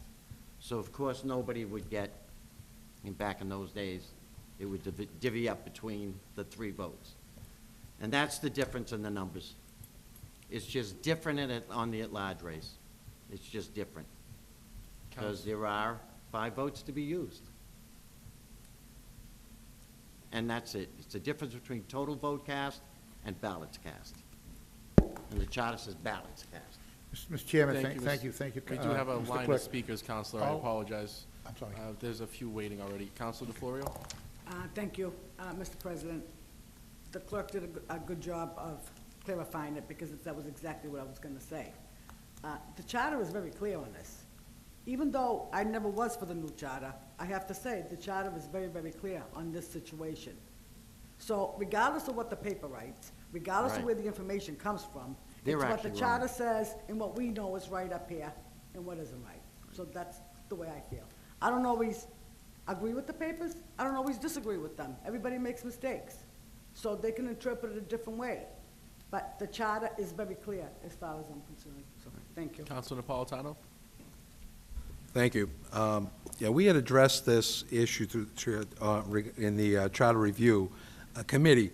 And the thing was that we knew that the 20%, the way most people interpreted it, was very difficult to interpret for that large race. Now, the thing is that we had made some recommendations, and we felt that the spirit of the 6th-place finisher in that type of a race still qualified that person as the next replacement. I think the intent in the charter, I think we discussed, was that the 20% rule was that if you had a ward race where one person took 90% of the vote and the second-place finisher took in 10%, then they weren't considered a qualified candidate, replacement for that seat. Now, as most of the members are aware of, Charter Review Committee never completed its job. Last year, the chairman resigned. No new member was ever appointed to fill that position. No one was ever assigned, voted as a chairman to continue that committee. And the work of that committee is in limbo somewhere. If you don't mind me asking, Counselor, who would appoint such a person? Council President. But if I But- may, Mr. President, the but I- council cannot, the Charter Review Commission cannot change how or for how long people are elected. That Charter Review Commission. Right. The intent was for The real Charter clarif- Review can, but that particular one could not. Correct. Would To have the to be an chair. elected commission. The committee is to interpret and to clarify language in the charter. And that's what our attempt was in that area. Not to change anything, just to make for clarification, so these type of questions become less likely. Right. Never going to remove them, okay? But the bottom line is that, we had 5 people elected, 1 person left, next person is more than qualified, with 5%, 10%, 20%. In a large race, the numbers are averaged. And in that respect, I don't think there's an issue here. But I would ask that the president, at some point, consider finding a way to continue that committee, because we did get some work done. Even if we stopped where we were and put before the council the work we had done up to that point in clarifying language, we'd have accomplished something. At this point, when the chairman resigned, everything just went out the window. So, thank you. Councilor Handler? Oh, I'm sorry, Mr. Chairman. I was just listening. I want to say, the only thing I want to say is, what we have 11 people here that are elected and qualified and sworn into office. I don't think there's anything more important than that, and that's all I wanted to say, that we're all here legally and properly. Councilor Matusky? Thank you, Mr. President. As I said, it's not the newspaper's fault. This is the information they were provided with. The election results been printed for the last few, and it's right here. It's come out of the city clerk. It's just a little, you should have another category when you're compiling this. The actual voters' percentage. That's all I'm asking for. If 5,000 people voted, 2,500 people would be 50%. I mean, why can't you add another category to that so that there's no confusion in the future? The newspaper got it wrong because of what the city's putting out. Now, that's a simple fix. I'm not being negative here. I just don't want it to, it just doesn't make sense that it happened to begin with. I'm looking at the pay. I said, well, it's not their fault. This is what they're given. Put another category of the actual voters, 4,972, and you figure out how many votes the candidate got. I mean, I'm not really good at fractions, but for crying out loud, percentiles. And the other thing was said that there's a lot of things in this charter that aren't quite right, as far as I'm concerned. And you say we can't change anything? We can only focus on the one that you have on the agenda tonight, Councilor. No, you cannot. You cannot change it without... Even if it's wrong? No, there's nothing wrong with it. It says ballots in order to... Oh, no, there's some things wrong in the charter, believe me. But this particular one is not wrong, and it worked perfectly in this case. It did not work perfectly because you had to send a memorandum out to say that you got 20%. Right, showing it. It worked perfectly. But that's not what you gave the newspapers. Because the... Oh, God, he's... No. Because the newspaper is... It's total vote. What percentage of the total vote did those candidates? Total votes cast. If you print in the newspaper, you have 100% of the vote. That this guy got 20%, this guy got 40, this guy got 50, all of a sudden, you're over 100%. It's what percent of the total vote? Why can't you add another category there? Instead of The idea is to show what the percentage of the total vote. So it's up to the newspapers to figure it out. Is that it? Yeah.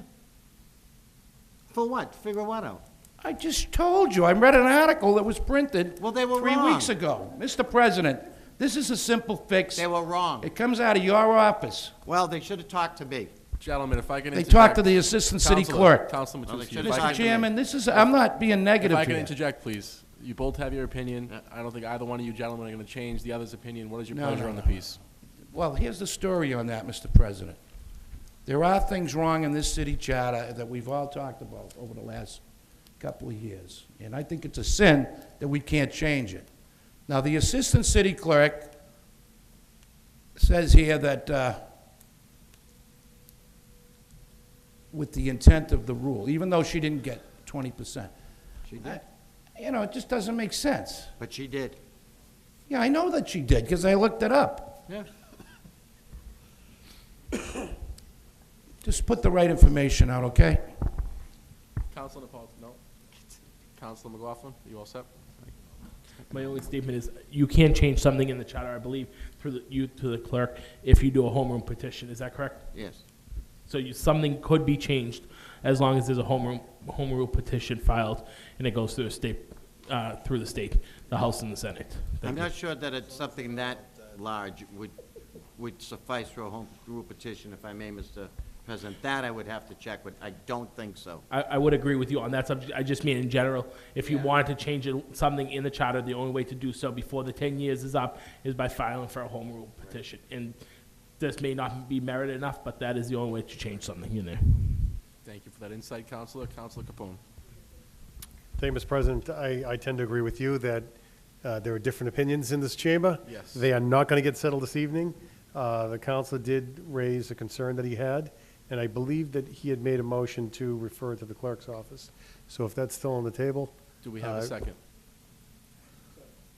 Motion made and seconded to refer this to the clerk's office. All those in favor? Aye. Opposed? The ayes have it. Next item, please.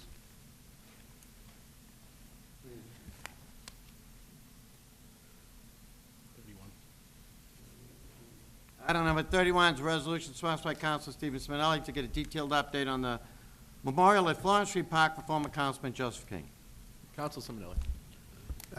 The motion is to have the mayor give an update in writing on the issue with Councilor Joe King and the memorial at Florence Street Park.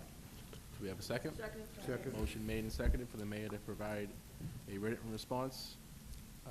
When would you like that, Counselor? Directly to the council. Directly to the council? Perfect. Directly to the council, Spinelli. All those in favor? Aye. Opposed? The ayes have it. Item number 32. Item number 32 is resolution sponsored by Council Stephen Simonelli to invite the mayor and superintendent of schools to discuss feasibility of bus service on Main Street to Everett High School for students who are not going because of the long walk. Council Simonelli. Again, on the motion, we'd like to have the mayor and the superintendent respond in writing if possible, addressed to the council on their ideas on the issue. Do we have a second? Second. Motion made and seconded that the mayor and the superintendent of schools provide a response to the council In writing. in writing on their ideas and insight on the issue. All those in favor? Aye. Opposed? The ayes have it. Item number 33. Item number 33 is a resolution sponsored by Council Stephen Spinelli to request DPW Director appear second meeting in March to update on possibility of tightening up manhole covers on Union Street to Ferry Street by the fire station, as requested by residents in that area a few months ago. Council Simonelli. Yeah. On the motion, many residents in the area have written to Councilor Simonelli on the issue. They're very concerned. So we'd like to have the director of the DPW to appear at the second meeting in March to talk about this issue. Would you rather him come to a committee meeting, Counselor, or a regular meeting? Committee meeting? No, he says the council meeting if possible. Do we have a second? Motion made and seconded to have the DPW director appear at the second meeting in March. All those in favor? Aye. Opposed? The ayes have it. 34. Item number 34 is resolution sponsored by Council Stephen Spinelli to request DPW plow snowy sidewalks on Nickel Street, Florence Street on school days. The motion is to have the DPW plow the sidewalks around the park. The residents are concerned, and also there's a children's safety issue. We'd also like to have a written report and to put on file that the DPW, Nichols and Florence Street, and also refer back to sponsor. Motion made and seconded. I'm sorry, I'm a little confused. You want it referred to the DPW and back to sponsor? Can we do that, Mr. Clerk? No, you can just refer it to DPW for a written response, and that'll do it. Okay. Motion made and seconded. All those in favor? Aye. Opposed? The ayes have it. Next item. Item number 35 is resolution sponsored by Council Stephen Spinelli to inform the public to text Council Simonelli at 857-888-2880 to communicate because of his voice problems. On this, the councilor would just like to possibly request that on the city council website, maybe a little blurb under his contact info to just say to respond to the councilor through text versus calling him due to his issues with his voice. That can be done, Mr. President. Okay, so you want to just refer that item back to sponsor? Refer to me. Refer back to the clerk. sponsor, I yeah. apologize. Motion made and seconded to refer that item to the city clerk. All those in favor? Aye. And all, just a side note for the public, that phone number for Council Simonelli is 857-888-2880. Next item, Mr. Clerk. Item number 36, resolution sponsored by Council Wayne Matusky, Mayor's Office and ECTV. Consider developing programming similar to the City of Chelsea, which covers various areas of the city and shown daily on public service channels.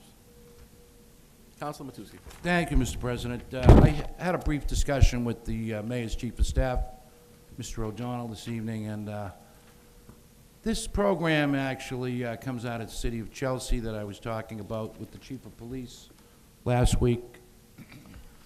What it is a camera that's stationary, can be put anywhere in the city, and it serves a purpose of public safety. It serves a purpose to let people know what the traffic conditions are throughout, and wherever this camera might be. People could watch it to see what the weather's like. People could just watch it to enjoy what's going on in Everett. And some of the locations that I've written down here, that might be of interest. The mayor's chief of staff seemed very interested in possibility of putting this together. Everett Square, for instance. Powell Library, you know, with a bench and the fountain is, to expose some of the decent things that are going on in our city. And the beautiful, you know, landscaping and so forth.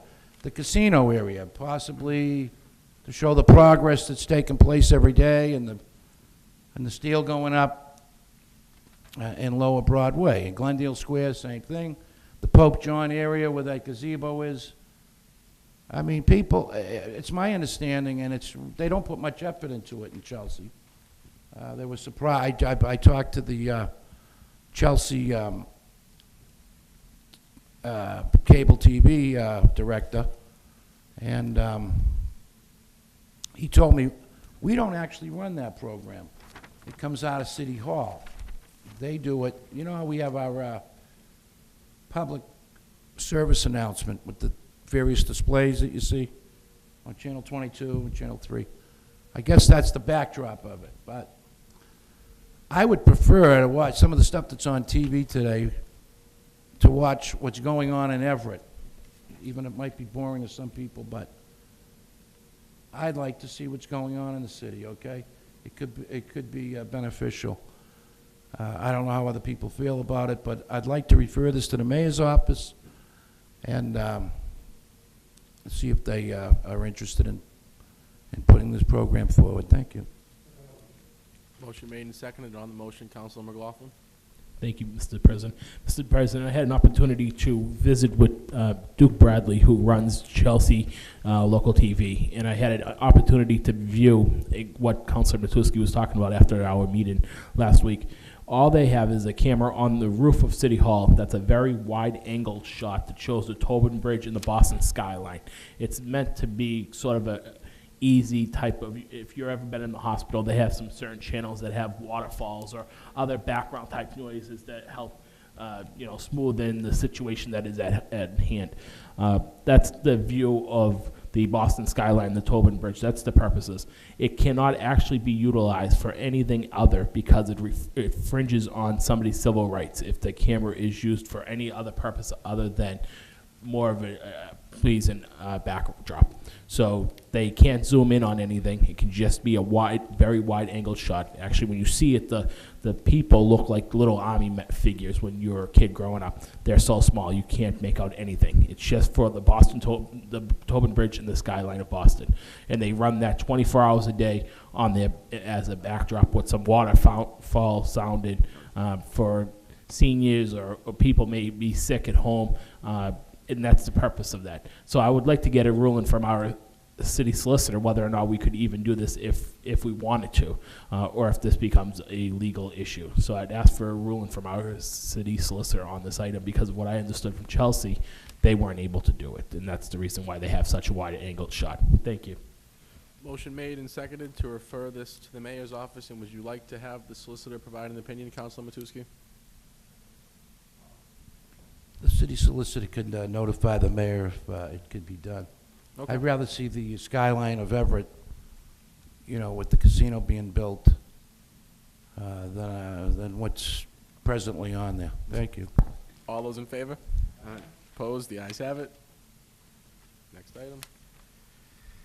Item number 37, resolution sponsored by Council Matusky and Council McKinney, City Assessor appear next meeting to provide information on former TIF agreement with Mellon Bank and their present real estate tax status and any land use agreements.